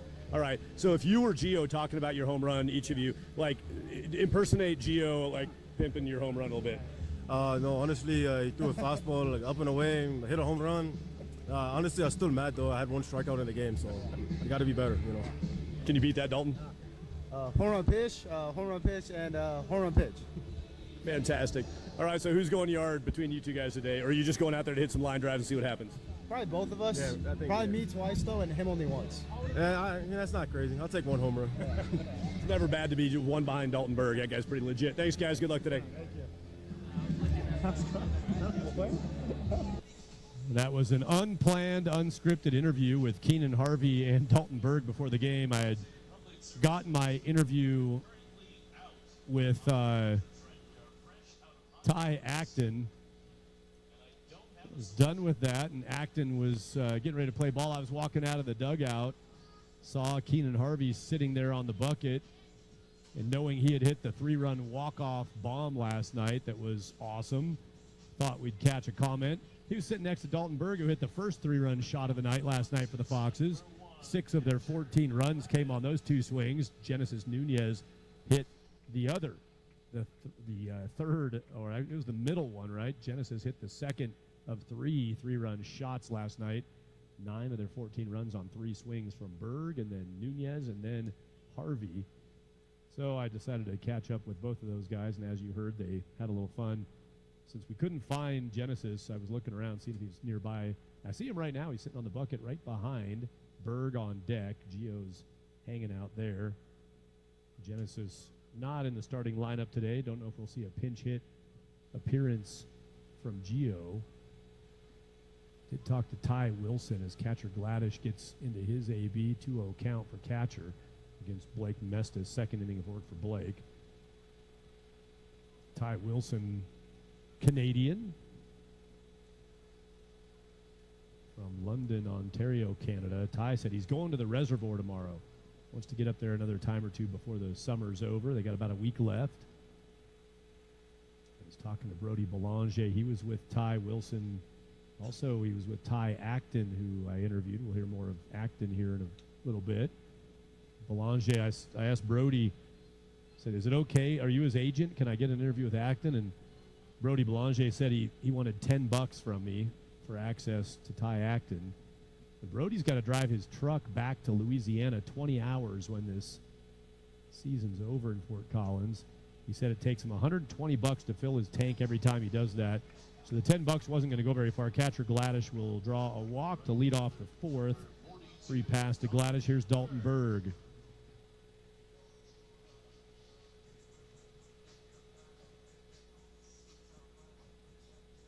Just heard Dalton chatting us up between innings, and now you'll see him hit. He's 2 for 2 on the day.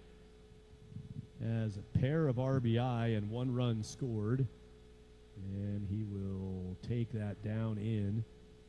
Dalton looks good. I know he's feeling confident. Like I said, when he made his commitment to Omaha, the University of Nebraska Omaha, the Mavericks, said it really kind of loosened him up at the plate, having fun hitting. He looks good. He's seeing the ball well. Continues that with his 2 for 2 day. And did he do more? That's center field toward the batter's eye. Deep, back to the track, to the wall. It's gone. Foxes get another from Dalton Berg this time. Gavin Short earlier. Add one for Dalton. DB with a 2-run shot. 10 now for the Foxes. They lead at 10-2.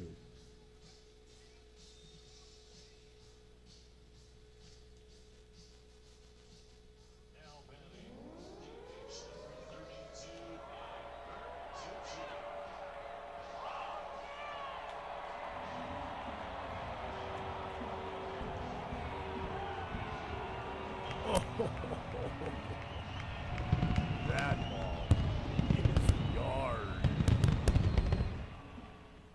Bertucci bunting off of the home run from Dalton Berg. It'll go foul, like it, from Nick Bertucci, the Fox's all-time home run leader, hitting from the 4 spot. He likes base hits. He'll take the bunt if he can get it. Man, Dalton Berg, I was just talking about him seeing it well, looking good in the box, getting good swings, and he launches one. 6th home run of the summer for Dalton Berg. That's tied for 3rd most on the team. Bertucci with 16. Genesis Nunez has 13 home runs on the year.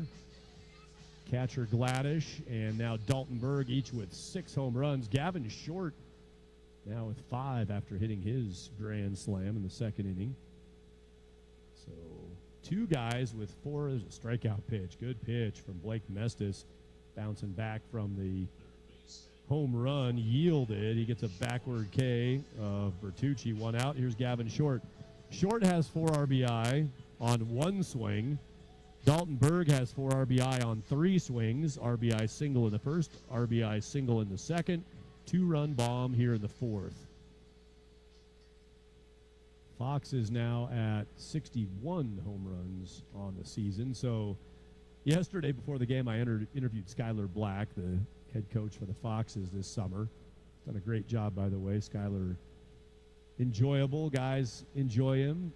Skylar's enjoying himself, taking this as a great opportunity to grow and learn. He will be coaching against Ty Acton, by the way. Ty's going to be at Oklahoma City University and play against Skylar's bunch on the coaching staff as an assistant. Skylar Black, there's a strikeout pitch again. Gavin Short swings and misses. Blake Mestis offended by the home run from Dalton Berg. He goes back-to-back Ks.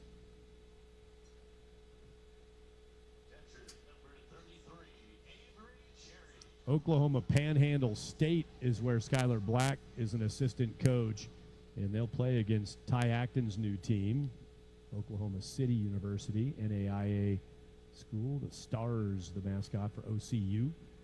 Avery Cherry, that's a nice piece of hitting. After a couple strikeouts, he steps in and just barrels a line shot back through the middle. He'll get a runner. Should be Ty Wilson. And Ty does activate in the dugout. Wilson throws on the helmet, the sliding mitt, jumps out. Might help the squad get closer to their stolen base goal of 150. Ty Wilson a threat to take off here. Keenan Harvey a threat to hit a child in the swimming pool here in a minute. Yep. Look out, kid. They wear helmets in the pool. That's a bomb. Keenan Harvey going yard. That scores Ty Wilson, who's running for Avery Cherry. Hey, what's up, y'all? My name is Keenan Harvey.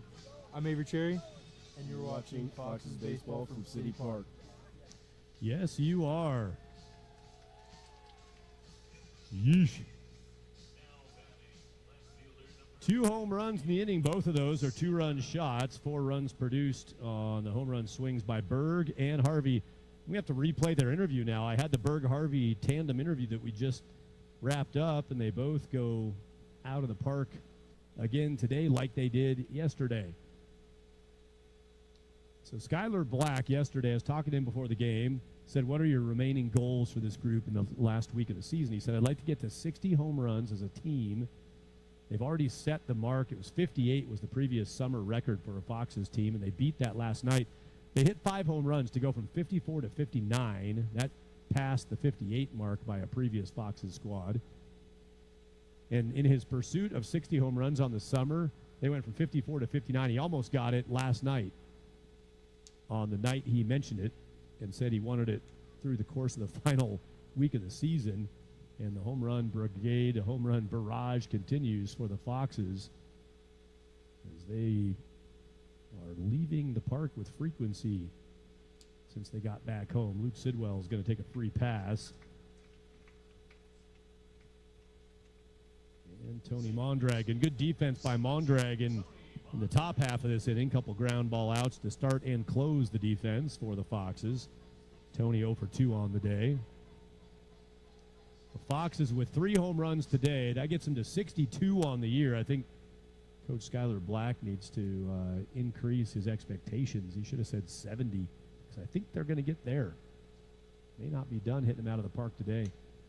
That ball from Mondragon going to be good to left field. Base hit single for Tony Mondragon. Moves up Luke Sidwell. First and second now the runners for the Foxes, and that'll get Ty Acton back to the plate. This equals 9 batters to the plate in the inning. The Foxes sent 8 to the plate in the second inning and scored 5 times.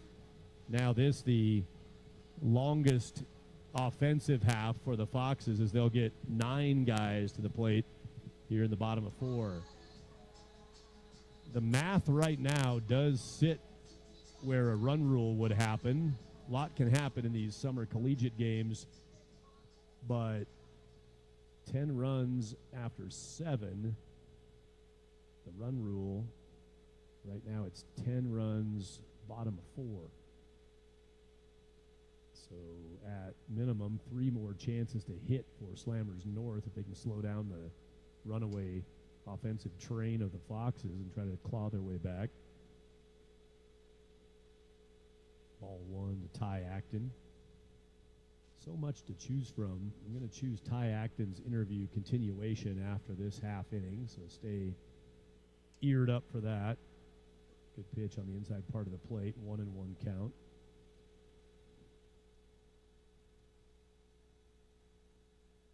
Blake Mestis, Palmer Ridge High School. Listed as a catcher. He's on the bump right now and throwing it pretty well. Liner, and that is caught. That's an out. It hit the pitcher and flew up into the air. I don't think that ball ever hit the ground, did it?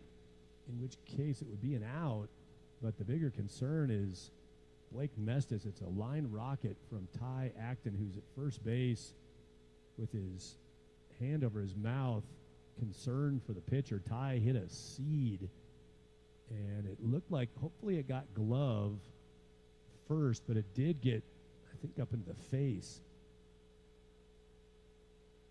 of the pitcher, Blake Mestis. Blake shaken up on the play, and that's an understatement. Smile on the face of his coach as they walk off. Man, Blake Mestis, whew, glad I think he got maybe some deflection on that. If so, that's a huge difference in the outcome of that. The ball did get him in the face, but I think he was fortunate to get his reactions to it, I hope. He's on his feet walking off the third base side, and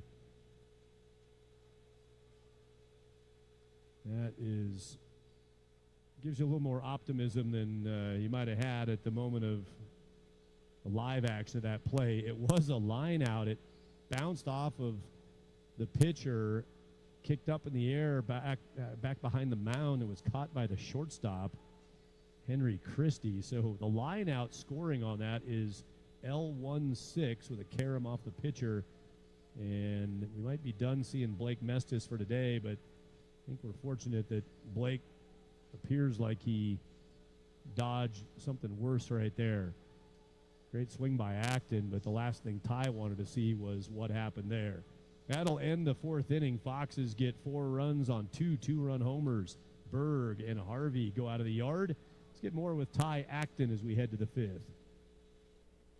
Do you have any nosebleeds, headache issues, anything like that with the altitude? No, sir. I've been pretty good. Been dialed in ever since I got up here. I think you said it's the first time you've spent extended time or any real time in Colorado, right? Yes, sir. Yes, sir. But tell us about your dad, the Longmont background for him. Yeah, both him and Grandpa from Longmont, 20-plus years. They both moved down when my dad played college baseball at GCU, and we've been in Arizona ever since. So through your, say, high school, college career, middle infielder, I know is sort of your broad profile. What do you think you've logged the most defensive time at, and what do you prefer? And you don't have to say if you, I'll play anywhere, that's fine, but where have you mostly played, and where do you like to play? Before I moved to the middle, I was a full-time catcher. Caught for Team USA when I was younger, but high school needed a shortstop, got recruited as a shortstop, and rolling with it ever since. So I would say probably catcher. What does that be? Would that be your favorite? You think over like that? I love it. I love catching. I miss it every day, but I don't know if I could throw the gear back on after 6 years of not doing it. We should get you back there. Just give you an inning, maybe catch Bertucci or somebody who's got a little gas, get it going. For sure. I'm hoping to get an inning on the mound tonight. Oh, for real? For real. All right, let's do that. Catcher mentality, has that helped you in the middle? How's it helped you defensively elsewhere? For sure. I mean, it makes me athletic, makes me see the field a little bit better than other people, still being the captain. So the thing doesn't change. It's just balls get a little bit hit harder at you. Ty Acton, that was part 2. You'll get another segment with Ty during the course of today's game. And Ty's at shortstop right now, hoping to see him get loose in the bullpen for the Foxes. He said he might get an inning on the mound today. It's a 12-2 ball game in favor of the Foxes, so I don't know if that makes it more or less likely. I don't think that hurts the odds. Might get a chance to see Ty Acton jump on the bump. Popped up, foul side. Gavin Short runs to it. It's well playable. Stayed in play, and Short makes the catch. Pop up for one away. That wound up about not even quite halfway toward the fence from the foul line, up the shaft, and playable for the third baseman. Marcus Hull has taken over on the mound. Marcus sends in ball 1 to Finn Torvik. Milo Richtel just popped out to lead off the 5th. Now Finn Torvik, Sam Skubik, the catcher, is next. 2-0 count. Marcus Hull works the pitching rubber area a little bit, trying to get his plant foot a little more comfortable. Gets a foul off to a 2-1 count.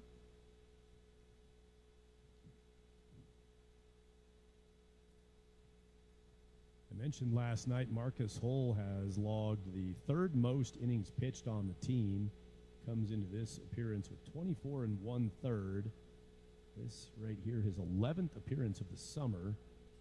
There was a fastball that got past the receive attempt, elevated by catcher Avery Cherry. Marcus Hull, 11 appearances. He's, with that out recorded now, put away 24 and 2/3 innings. 1 out so far today. He walks Finn Torvik with 1 away, and Sam Skubik bats. Skubik 1 for 2 in the game. Marcus, across those first 10 appearances, 36 hits in 24 1/3 innings.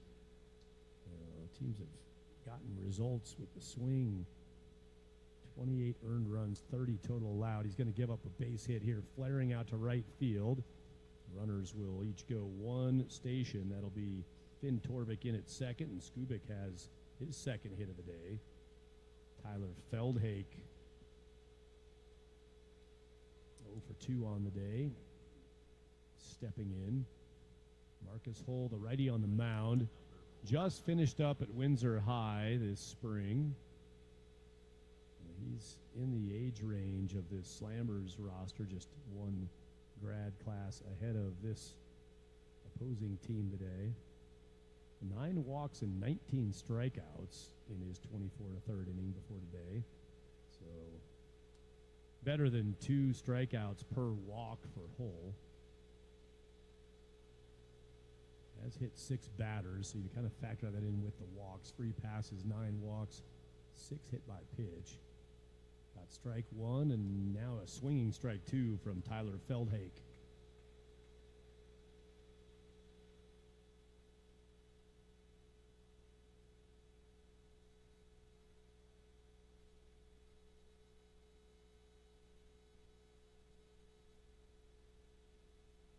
Hull looks back to second.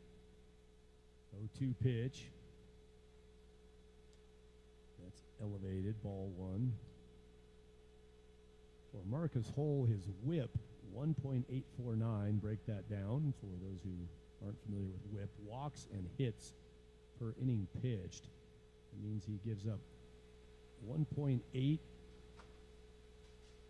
on average, just under 2 walks and hits per inning pitched. A little more traffic than you'd want. Foul ball down the third baseline, bounces in the Slammers bullpen. That's an anthill down there. They've got all kinds of guys hanging out in the bullpen now. Pitcher up, catcher, a play catcher guy up, not actually a catcher's gear guy. Brody Montemayor is standing down there to play catch as the catcher position in the bullpen. They'll get another foul ball heading their way. Rolling down. So sitting, it looks like 1, 2, 3, 4, 5, I think 6. Well, 5 guys sitting, 1 standing on the fence area. So you got 6, looks like 8 Slammers amigos down in the bullpen.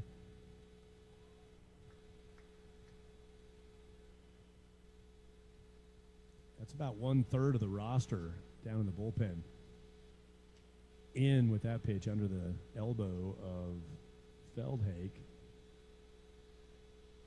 Pretty good pitch by Hull, but it kept bearing in on the righty. Arm side run on that pitch from Hull. Kept going toward the third base side. Now we'll try to spin one that won't work for him. Stayed up. Now it's 3-2 with 1 out. Runners won't necessarily go here. I would be surprised if they did down by 10. If there were 2 outs, they'd go on 3-2, but with 3-2, 1 out, that's not the play. Again, the baseball 101 class, 3-2, 2 outs. Whatever happens on the pitch is going to result in movement or going back to the dugout. So you, as a runner, when you're forced as a runner with 3-2, 2 outs, you go. Runners didn't move there, and that ball flares foul. Well, the hot dogs are all gone, and I also know the baseballs are starting to run a little light here on the season. Between all these home runs, souvenirs, and bookshelf memento balls for players on home runs, and then the heavy foul ball load in City Park, including earlier in the year when the ditch was running full and some of those would float away. Baseballs running a little low toward the end of the year, and the hot dogs have been devoured today. Strikeout pitch. Hull battles long and hard with Tyler Feldhake and gets him looking on an outside dot. 2 down. Henry Christie, number 8 batter, with 2 outs and 2 aboard.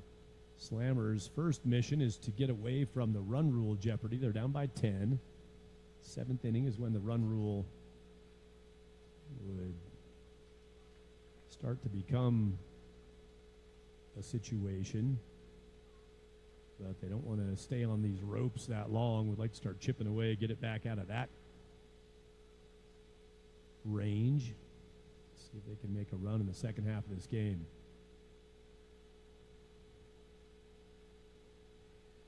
Down low, Cherry gloves that right at dirt level, keeps the runners where they were at.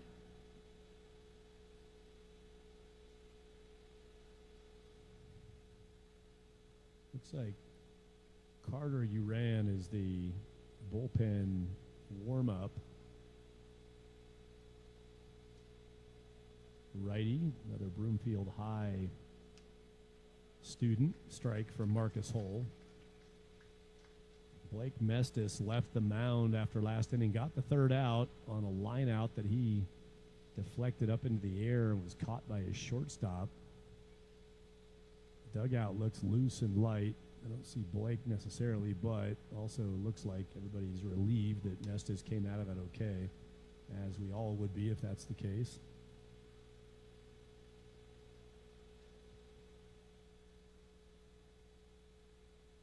Blake's hair is distinctive, and I don't see it over there.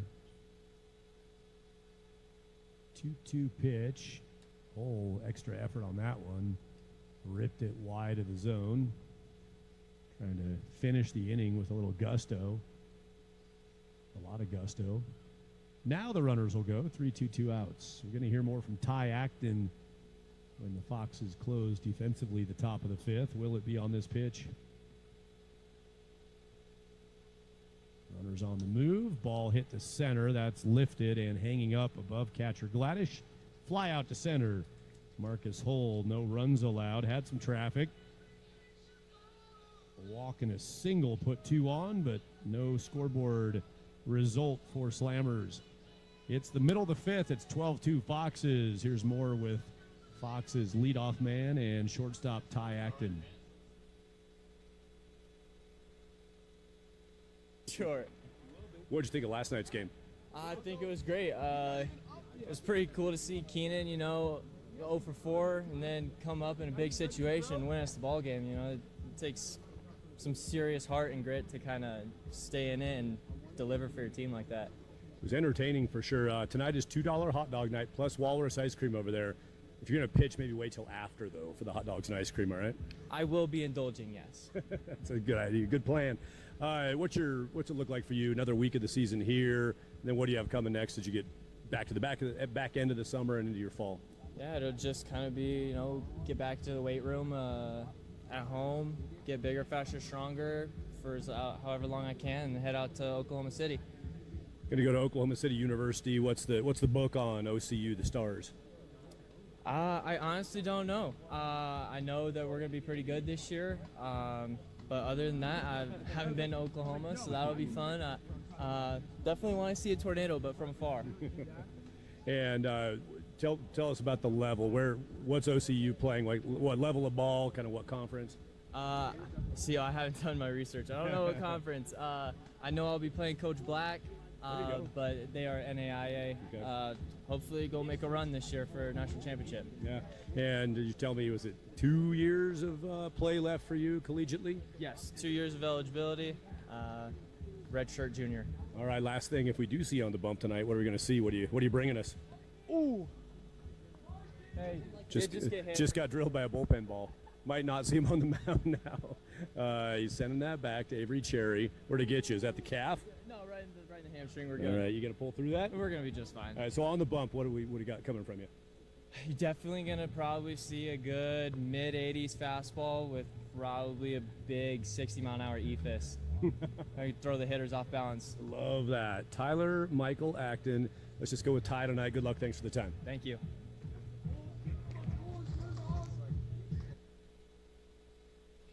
It is the Sooner Athletic Conference, Ty Acton. Said he didn't know his conference for sure yet with OCU, Oklahoma City University. I checked it. I didn't know it either off the top of my head. Sooner Athletic Conference in Oklahoma, NAIA. level of play. And the Foxes finished with Acton last half inning. Catcher Gladish will then lead off the number 2 spot. Acton hit that line drive. The pitching change is in place. And it's Carter Uran on the mound. National Association of Intercollegiate Athletics, NAIA. Various levels, D1, D2, D3, JUCO, NAIA, NJCAA is the National Junior Collegiate Athletic Association. 2 balls open the count to Gladish. He reaches out and lifts that to right, drifting back, still drifting toward the shadows back there and catching it from catcher is the right fielder Tyler Feldhake. Number 42, Dalton Berg. Be nice if this guy do something today. He's only 3 for 3. Dalton Berg, 2 singles and a home run, 4 RBI. Every swing has had an RBI result. First inning single knocked in a run. Second inning single knocked in a run. Fourth inning home run, scored 2. Catcher Gladish in front of Dalton Berg on his 2-run shot in the 4th. Took a swing that looked like it would produce an RBI. Man, talk about padding the average today. He's pumping it up. Dalton Berg, clean single. He ran down to first that time with that kind of running form, that style that looks like he just feels invincible at the plate. He is right now. Good hack from Berg with 1 out. He's got his 4th hit of the day. For, I guess, understandable reasons. That makes me think of Hall of Famer Rod Carew's comment on the film that runs at the Baseball Hall of Fame in Cooperstown. Bertucci is going to lift that to left. That'll come up shy of the track. Didn't get all of it, missed the barrel. You could tell in the sound of the contact. He didn't center it up. Had the angle of a lot of his long balls, but just not the launch. Came off the bat, sharp to left toward the flagpole. Fly out, 2 away. Bertucci's out. Gavin Short bats. Rod Carew thinking about Dalton Berg, his favorite song now, probably just like Rod Carew, the national anthem. Carew said on his interview at the Hall of Fame film, favorite song, national anthem. Every time I hear it, I know I'm going to get 2 or 3 hits. Spinning pitch that Short takes for a strike. 1 count to Gavin. Avery Cherry would bat next if Short keeps the inning alive. We're going to have Walrus ice cream when this half inning's over as we head to the 6th. It'll be ice cream time.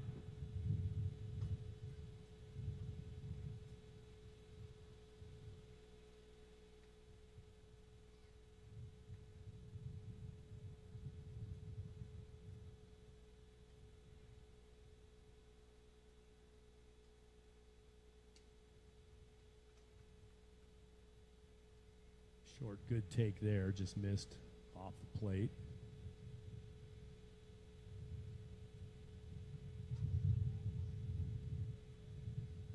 Checking the communication wristband, the watch-style communicator from the dugout.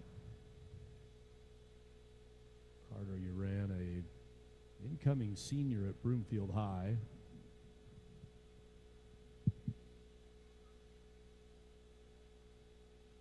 On a 1-2 count, Short takes a big hack at that, drives it to center, to the track, right to the wall, and gone. That ball is yard. Second home run of the day for Gavin Short. He's got 2.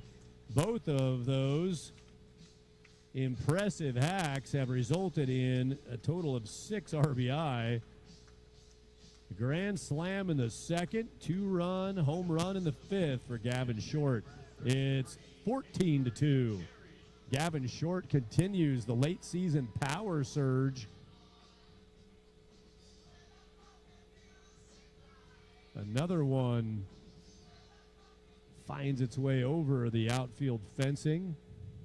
Center fielder J.C. Smith back and back and back, got right to the fence, and that thing tucked over the top of the 14-foot fencing. Fence goes 8 feet for a lot of its run. Jumps up to 14 from gap to gap.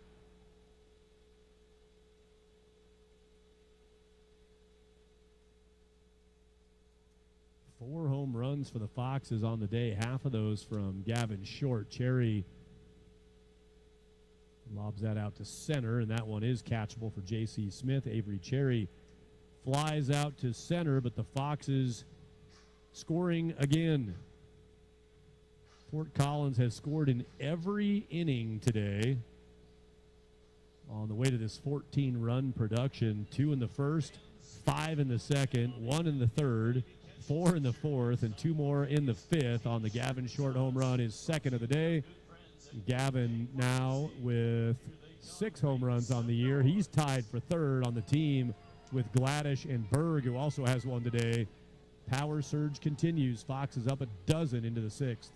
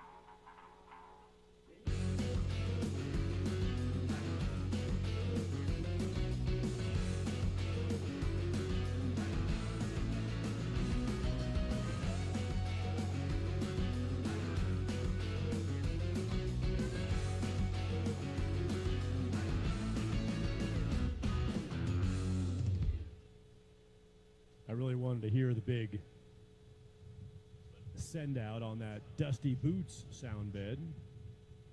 Achieved. First pitch to Corbin Frost is shortstop and out. Ty Acton makes the glove play on out number 1 of the top of the 6th inning. Fox is rolling along today, controlling this game from early. They scored 2 in the bottom of the first, the Foxes. Saw that number matched in the top of the second, made it 2-2, and now a dozen straight runs for the Foxes. Home runs powering that. All 4 of the home runs came after the first inning when they got their first 2 runs scored. Gavin Short started the power display. Liner at second. Mondragon tried to pick that and not able to knock it down. That's a well-hit ball by Ashton Nakamichi. Came in on a sinking liner, sharp short hop. to Mondragon. Marcus Hull has one out and one on. The righty pitcher faces J.C. Smith. J.C. 1 for 2 today, a single, a walk in the mix for J.C. We are just past the 2-hour mark of today's contest. 6th inning in flow. Fox is in position to end this one in shortened form. A 2-run cushion above the 10 required to close it in 7 on a run rule. J.C. Smith spins off of that. Slammers would like to put up something here in the inning to carve away at that deficit, see if they can extend the action at City Park. Field is still 93%. There's a strike from Hull. 93% in sun. Just the trees in the right field corner sending a few shadows out. Dalton Berg, the right fielder, standing in sun. He should reposition, get in the shade. The tree over the first base dugout, casting shadow just across home plate. Reaching out from the first base dugout. Ground ball hard, hit, and through at third base. Gavin Short couldn't keep that on the infield. That one was a smoke shot. It took a hop and then settled down to a roll pretty quickly. One bounce and it flattened out on the second time it touched the ground. It's one out, runners at first and second. Something about that, the way it played, reminded me I should run over and turn on the water at Larry Walker Field when the game's done. It has been cooking here the last handful of days in Fort Collins and around Colorado. Mid-upper 90s. The temperatures, not the fastball right now.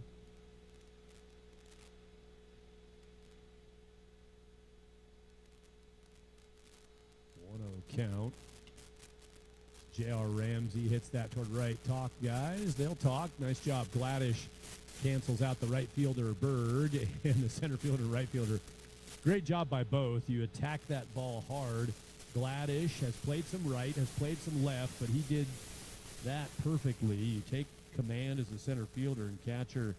Those two guys grew up not far from each other. Brighton and Frederick, Colorado, are nearby communities.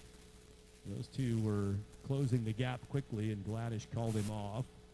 In right center, 2 away on the fly ball from J.R. Ramsey. Milo Richtel, number 4 batter, is now in. Hull spins a pitch that bends away from the zone, ball 1.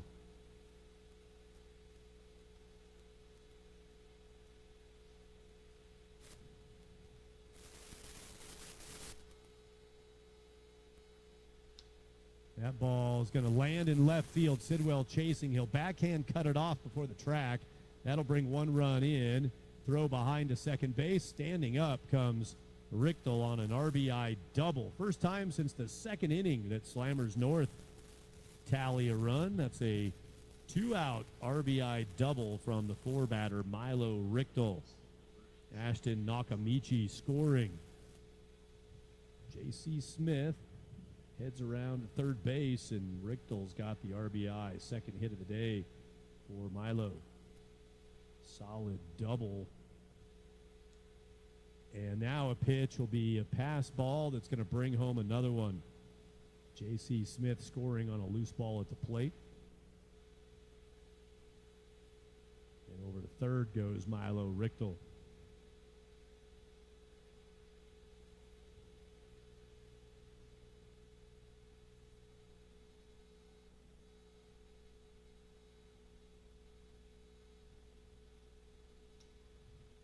On the game changer from the Fox's dugout, a couple errors in the inning recorded. There's a running, sliding try by Dalton Berg and can't make the catch in foul territory. Long run for Berg. He goes off of your screen, disappears into the bullpen area. He was between, if you've been to City Park South Field, he was between the bullpen mound and bullpen plates in the grass patch between the mound and plate areas of the bullpen, slid in that grass, not onto the side track over there, the warning track. It was a sliding, reaching try that hit the grass and keeps the at-bat alive for the number 5 batter, Finn Torvik. Slammers, they could get themselves under the double-digit deficit range with this run available at third base. Finn Torvik trying to cash in Milo Richtel. Hole working quickly. Now he sends a pitch down. Avery Cherry smothers that at the plate. Bounced off of Cherry, maybe off of the plate umpire Mason Boscia, but contained to keep Richtel from moving at third base. Count 3 balls, 1 strike to the number 5 batter, Torvik. 0 for 2 today, walked his last time up. Here he's going to rock one to left. It'll be a base hit. And a hard skip off the glove of Luke Sidwell. It'll give an extra bag to Torvik. RBI single. That thing was on a rope, and it got out there hot to the left fielder Sidwell. Kicked up and off the tip of the glove of Luke. He got enough of it to keep it from going to the fence. That probably would have let Torvik go around to third base. Instead, he'll go to second, single, and to move up on the error. RBI for Finn Torvik, 14-5 the score. Cherry, the catcher, had to deal with a tough pitch coming in, skipping on the backhand side. He scooted over and made it a knockdown with the catcher's mitt.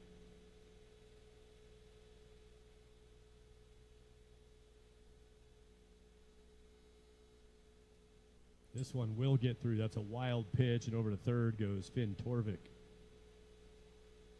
Another ball that bounced out by the left side batter's box. Jay O'Connor will come out to the mound here, which will allow me a chance to look at the Walrus ice cream menu that Sam sent up to me. Let's see, fans. Cookies and cream or mint chip. Sliders sweet treat. Blue Moon is the parenthetical name of Sliders sweet treat at the Walrus ice cream truck. Chocolate mint. Banana mango passion fruit. Whoa. They're out of mango sorbet. You can get a waffle cone, a sugar cone, a gluten-free sugar cone, a cup. So, let's see.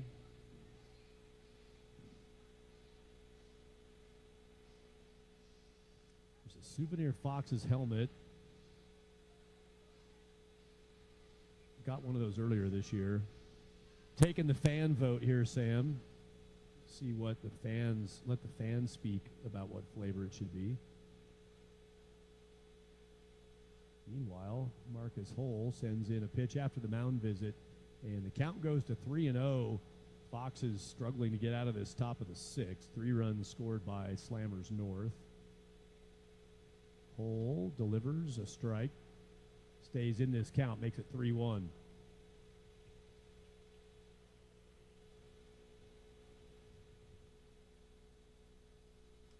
There's a swing and a miss, and the count will be full now. I'm going with the Souvenir helmet, cookies and cream. Single scoop is the ruling. Thank you, Sam. Sam Skubik says thank you for the free pass. He'll head down to first. Runners on the corners with 2 outs for Slammers. Your goals are KeyBank's priority. From everyday banking to big life moments, KeyBank is here with smart solutions and personal support. Visit one of 3 Fort Collins or Loveland locations. KeyBank, the exclusive sponsor of Fort Collins Fox's game streams. Strike 1 from Marcus Hull to Tyler Feldhake, the 8th batter of the inning for Slammers.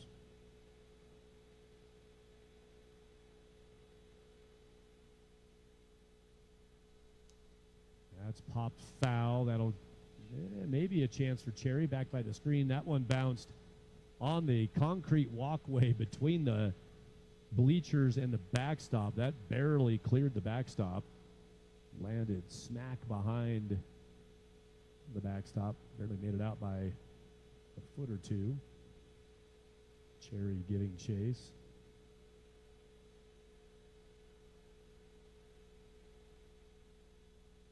0-2 pitch from Hull. Wide of the zone, 1-2 with 2 outs, runners on the corners.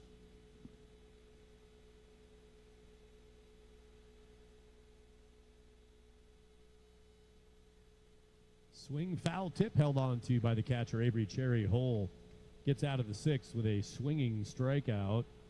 Foul tipped back. It's a ground out, a fly out, and a strikeout for the 3 outs, but 3 runs came across. Foxes now, if they want to close them out next half offensively for Slammers, they'll need at least 1 run here to get it back to 10. It's 14-5 to the bottom of the 6th. As you see on your screen, the Foxes have scored in every inning today.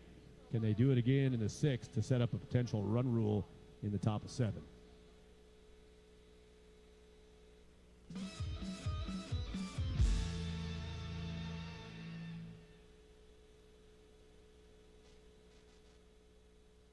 River Morgan presents famous baseball quotes.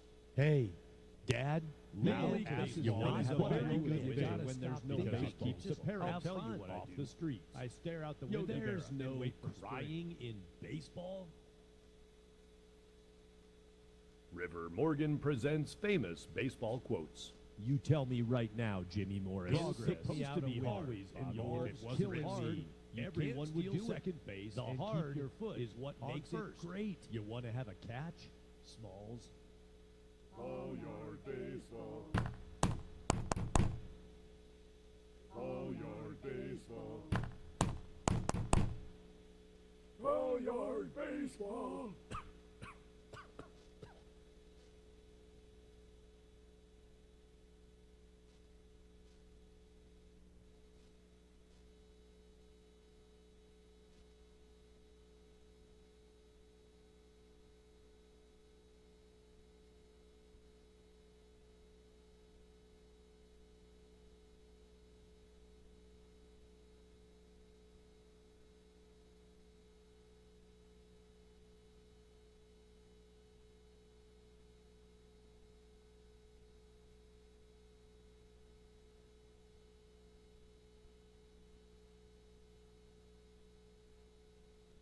Hey guys, it's Brody Belanger here.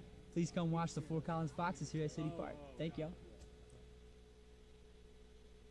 The lagniappe of the pride of Louisiana, Brody Belanger, not in the starting lineup today. He's coaching first base, hoping the Foxes will join him over there to get the base running started. Bouncer toward third, retreating play, long throw, good throw across the diamond.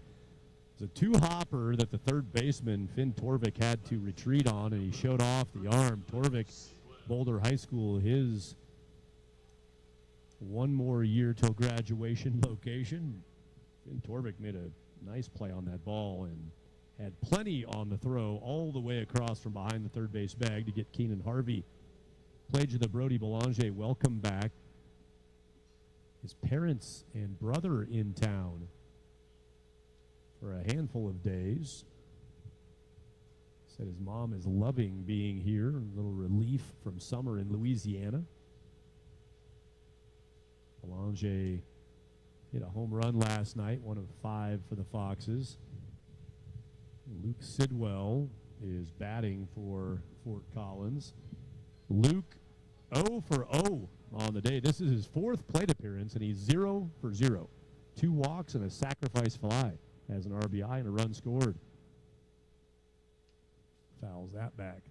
Saw Luke at the dugout before the game today. He's from Massachusetts. Told me he grew up as a young guy as a big-time Red Sox fan. I asked him today, hey, you still like him enough, follow him enough to be all jazzed up about this 13-game winning streak that the Red Sox are on? Luke and I talked a little Sox. Chopper to second, 2 hops. Sidwell hustles down the line. That's the way you play it, Luke. Nice job hustling that ball out, but he did not get any kind of bobble. The play made at second base by Milo Richtel. Ground ball to third for 1 out. Ground ball to second for the 2nd out. Tony Mondragon hits this to short for an out. They'll cover the circuit on the infield, getting everybody some reps. Ty Wilson just went running around behind home plate and running down toward the, no, he's going to Skylar Black, taking the third base coaching post of his head coach. I thought Ty Wilson might have been heading for ice cream, but he peeled off, didn't go to the Walrus van. He went to the third base coaching box. Jay O'Connor, I think, wanted Skylar Black to come around, so he sent Wilson. They're going to talk about lineup scenarios. Makes me wonder if maybe they are working their way toward Ty Acton on the mound. They're pointing around a little bit, thinking about their defensive positioning here. Fouled back by Mondragon on his healthy hack. 2-1 the count. Everybody clap your hands while I eat some of my Walrus ice cream.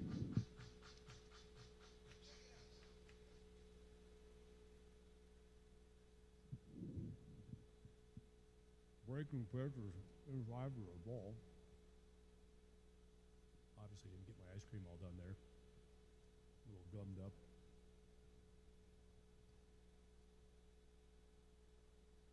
Carter Uran continues on the mound here with 2 outs. 2 ground balls have gotten to this spot, but he loses Mondragon, the number 9 batter.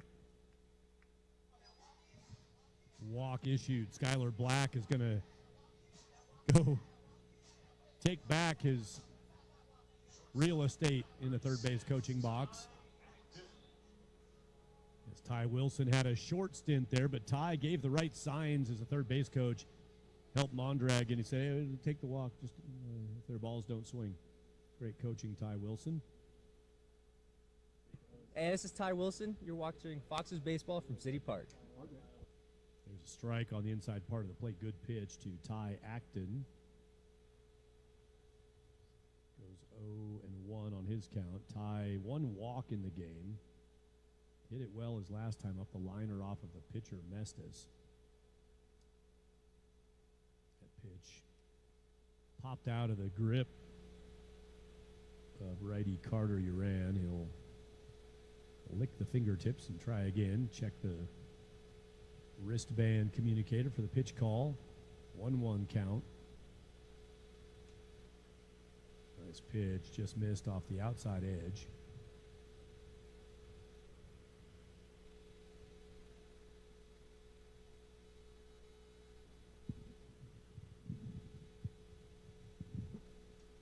Third base coach, head coach Skylar Black is down there jotting notes on his lineup card while observing this AB for Ty Acton, trying to get the defense aligned. So we anticipate some changes when we flip it over for the Slammers to bat. Carter Uran, I think, has liked a couple of his pitches in this at-bat that have not gotten called his way.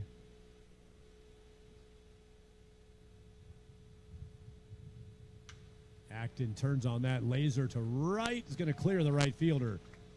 See if they can score this run. Around comes Mondragon. Here's the throw from the relay in right to the plate. The slide and out at the plate. What a throw. Wow, from second baseman Milo Richtel. He throws a BB to home plate. Sam Skubik, the catcher, spins the tag. And the Foxes will not have Slammers North in run rule position in the top of the 7th. It's a 9-run game. Slammers clearing the bar for now. If the Foxes can hold them and get back to 10 in the bottom of the 7th, that would, of course, end it. But Slammers takes a little pressure off themselves with a throw out at home plate. That's a double for Ty Acton on a great swing and a throw out at the plate. 9-4-2 on the relay. Score stays at 14-5 into the 7th.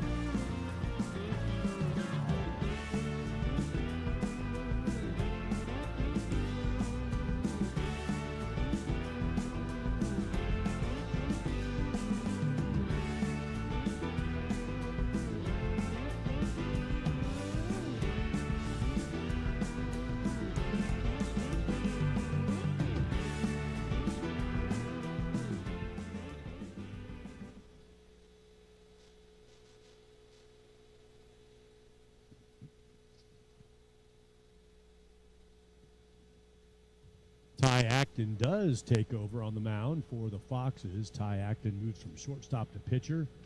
And holy, we do have some changes to tell you about on defense. Foxes make a load of changes. So we'll walk you through that defensively. Ty Acton told us before the game in his pregame interview, trying to get an inning on the mound today for Ty, and he does have that. A catcher defensively, Ty Acton, for a long stretch of his baseball days up toward high school, but became a middle infielder high school, college years, and I'm sure he was one of those talented ball player, good athlete, guy who can pitch it for you, obviously, and do a little bit of whatever you need. Righty arm, lefty bat, works quickly and buzzes inside up. That actually got a piece of Henry Christie, hit by pitch. Christie takes first base. Corbin Frost now bats. Ty Acton playing in his 10th game for the Foxes today. A late summer arrival. And I do think this is the first pitching appearance. Didn't confirm that, but I'm pretty sure that's what Ty was saying too. It'd be his first time up for the Foxes. Going to give up a base hit here. Number 9 spot, Corbin Frost on a single. 2 aboard, nobody out. Top of the order, Ashton Nakamichi. Ashton has not been put out today. Hit by pitch in the first, walk in the second, single in the fourth. He reached on an error, well-hit ball at the second baseman. So Nakamichi, all 4 times he's been up, he's been on. And he's back up, top of the order here. Ball. Avery Cherry continues as the catcher for Ty Acton. First pitching appearance confirmed. I was flipping through the stats, making sure I didn't miss anything, and it is first Fox's appearance for Ty Acton. Nakamichi should be put out here. The call in right field made by Nick Bertucci. Bertucci was DHing. He'll make the catch. That'll get us into the defensive changes. So, Nick Bertucci, now playing right field, was the DH for the pitcher. And now what happens there is you don't need a hitter for your pitcher anymore because Ty Acton's up there. He can hit for himself. So Bertucci is now a defensive player and hitter in the 4-hole. Catcher Gladish still in center field. Dalton Berg has moved over to left field from right. Bertucci takes Berg's spot, bumps him over to left. Luke Sidwell moved to second base from left field. Tony Mondragon moved to short from second. Gavin Short and Keenan Harvey stay where they've been at. Gavin Short at third base, Short at third, and Keenan Harvey at first. Catcher in center, catcher Gladish. Catcher is Cherry, Avery Cherry behind the plate.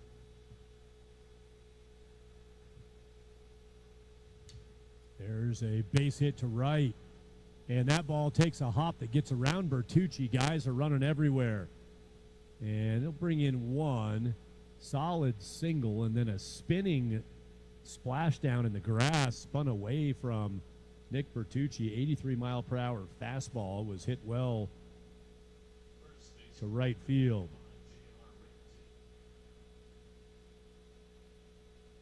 That one, doing what I'm doing here when I have to fill in the scorebook, you feel the strain of an official scorer or anybody who runs Game Changer. You're always the person who everybody wants to tell you what it was or wasn't. That one, Bertucci might have overrun that a little bit, but it also came down and had a lot more spin to it, and a hard ground here in the heat of the summer. That thing bounced. He never touched it in right. It bounced sideways on him. Going to go with a double. That'll be my unofficial official scoring call on that. Now a ball ripped to the right side, and that's another base hit. Might score two. Bertucci, chance to make a throw to the plate. Nope, they held up the runner. Cherry fires back to second and got the backside runner, J.R. Ramsey. A lot going on that play. Solid single to right field from Ramsey. Knocks in a run. RBI for Ramsey. Bertucci rips a throw to the plate. J.C. Smith pulls up at third after rounding it hard. He retreated. Avery Cherry on the throw on a line in. He makes the catch and the backside throw to cut down Ramsey, running to second off of his single. Now a ball popped above Cherry. That's going to get back to the bleachers and back to the parking lot. On Milo Richtel's swing at 83 miles per hour from Ty Acton. Ty said he'd bring you maybe something in getting near the mid-80s and then try to maybe come with the old Ephus pitch now and then. As I take a drink of my Walrus ice cream.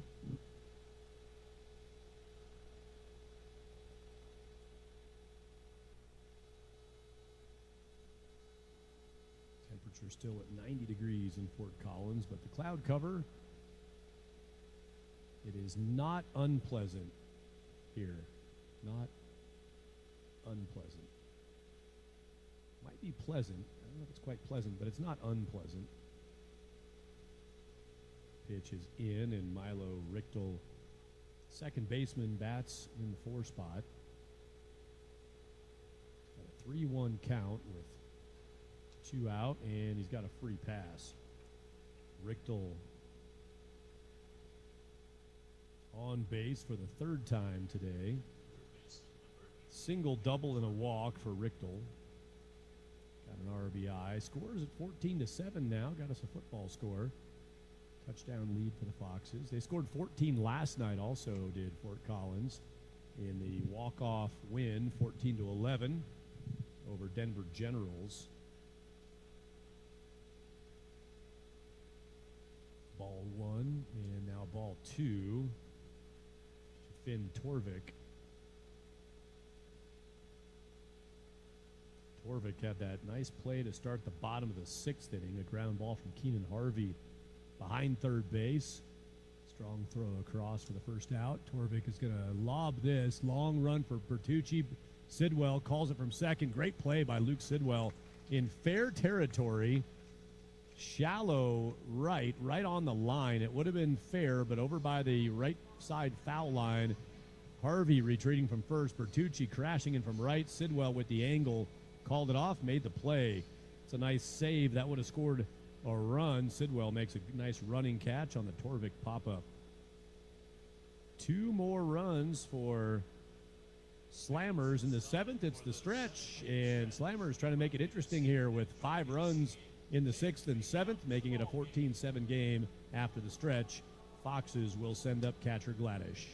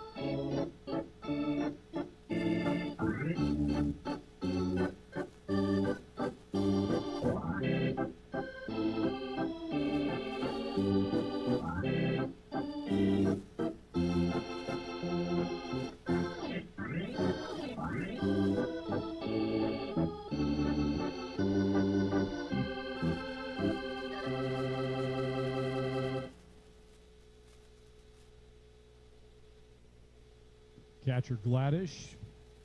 Bottom of the 7th. Fox is up by 7. First pitch fouled off. All right, I have a conspiracy theory. I believe that the music system here at the Fox Den believes the Foxes are going to score 3 runs right here and end it. The basis for this very intellectual, intelligent conspiracy theory, Gladish, it's a good start if they're going to score 3. He rocks that off the base of the fence. It's a leadoff double for catcher Gladish.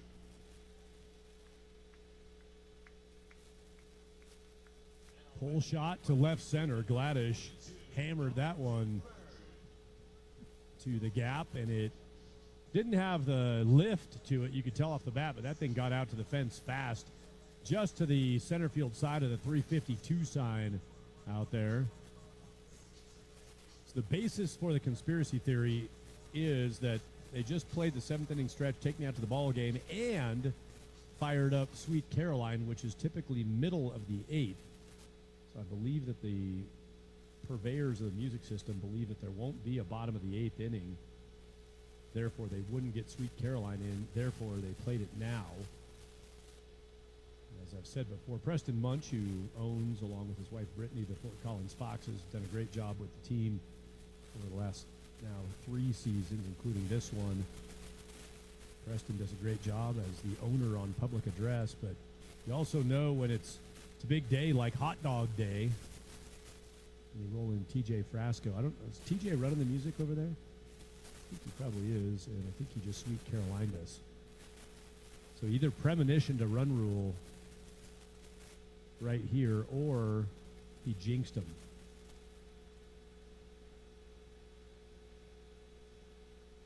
Dalton Berg working on if he can find a way to get a base knock here. Put him on a 5-for-5 day. That don't suck. 2-1 count. His take there gets a call of me likey from the first base Foxes dugout. Very standard baseball terminology. Carter Uran working his 3rd inning for Slammers today as the 3rd pitcher up. Berg got a good hack and fouled it away. 3-2 count to Dalton Berg. Wouldn't throw him anything great here, but if he's aboard, then it's a chance for Nick Bertucci to say goodnight. If that happens, it would be consecutive days with walk-off 3-run bombs, but getting a little ahead of it here. 3-2 pitch to Berg. Foul back. Yeah, Dalton, you can see it. He's feeling it. He looks it. The way he's running down the line after swings even looks it, but what he's doing in the box right now, this is where you want to be about late April into May in your college days. Another 3-2 pitch. It's inside, and Berg is on for the 5th time today. That's 5 times on base. Holy, that's pretty good.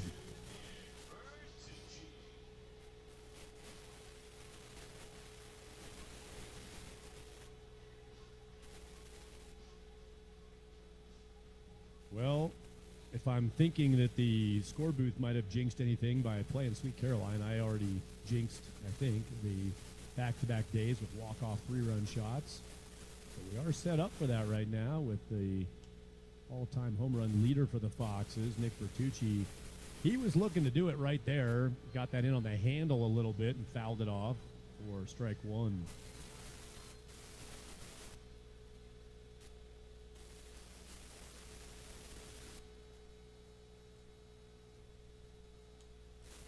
Bertucci liked it, but he popped it up. Now he's, yep, that was going to be called interference, but it's caught. Nick was heading down the line and then was in a dance with Sam Skubik. Mason Bosch, the plate umpire, pointed at Bertucci, meaning if that ball wasn't caught, he was going to call it an out anyway, as Bertucci got tangled a little bit with the catcher, Skubik. It was caught, and so it's a pop-up to the catcher for the first out. Gavin Short, hello. Pair of home runs on the day. Can he make it a hat trick? He's got one lifted to left. That's not going to have home run distance, and it will be caught in left. Gladish is going to try to tag second to third, throw in, and Gladish is safe. Catcher aggressive, tagging up on a high fly ball. An old saying in baseball is never make the third out at third base, but catcher thought he could make something happen, and he made it in safely. Not a sacrifice fly, but it does result in out number 2, and Gladish tags up. Runners on the corners now. Dalton Berg at first. Avery Cherry represents not quite the last chance to go back-to-back days with a walk-off 3-run shot. But in its most pure form, to make it 17-7, if he hit one here, that would repeat Keenan Harvey's feat of yesterday. Keenan's on deck. Runner's going to go. Berg taking second. Throw down is going to get through and score a run. There'll be a stolen base for Berg, and then an error on the catcher that brings home catcher.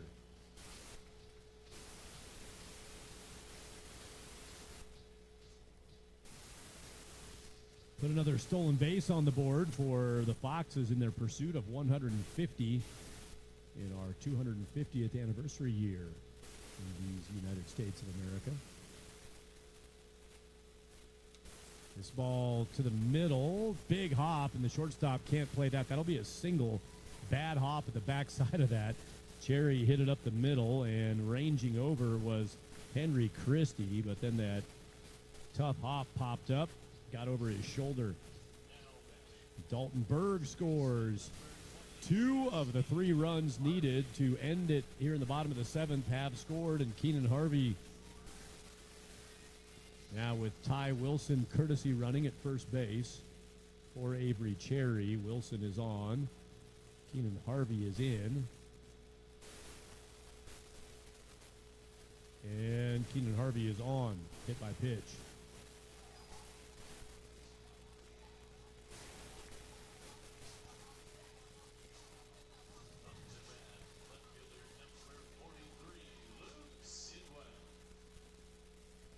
Today, Foxes with 4 home runs, 2 by Gavin Short, 1 from Dalton Berg, 1 from Keenan Harvey. Stolen bases for Harvey, Berg, and Sidwell. 3 more swiped bags today. Luke Sidwell looking to end it here with a base hit. Ty Wilson speed at second, 2 out. Shot down the line. That's going to put this game in the books.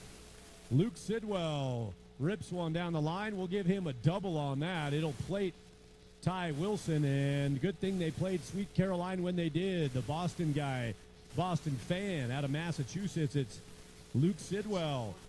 He says bump, bump, bump, and hits the walk-off double to close the win over Slammers North. Foxes do produce the 3 runs they needed after Slammers North got 3 in the 6th, 2 more in the 7th. Made it 14-7. The Foxes closed the door with 3 runs finished by the Luke Sidwell double and an RBI. Luke with 2 RBI in this game today. And he was on base 4 of 5 times. A pair of walks, 3 of 5 times. Pair of walks, a double, had a sac fly and a ground out, and that game-capping double. Foxes in this game, 17 runs, 13 hits.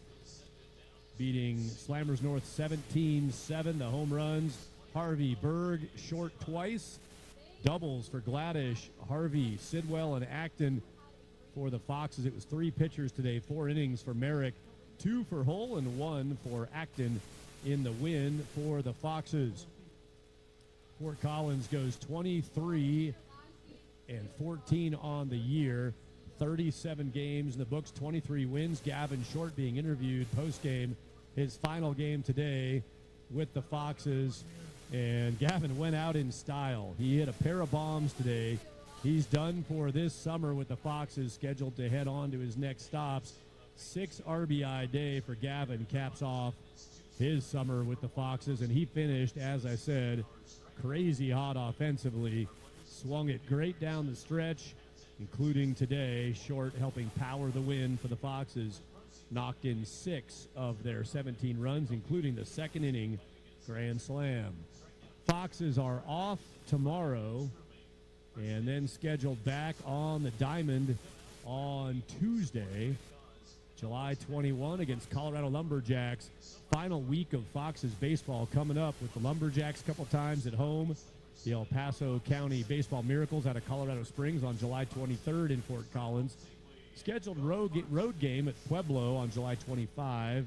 We'll see how that all flips at the back of the schedule. Boulder 64s, Boulder Collegians, the scheduled final opponent of the season for the Foxes. It's a 17-7 win for the Foxes today. 23rd win on the year. Congratulations to the Foxes on an explosive performance. 14 runs yesterday, 17 today, 31 runs scored, and their return from the road with these 2 games at the Fox Den. Talk to you on Tuesday from Fort Collins. Until then, have a pleasant evening, stay cool, and we'll talk to you again in 2 days. So long from Fort Collins.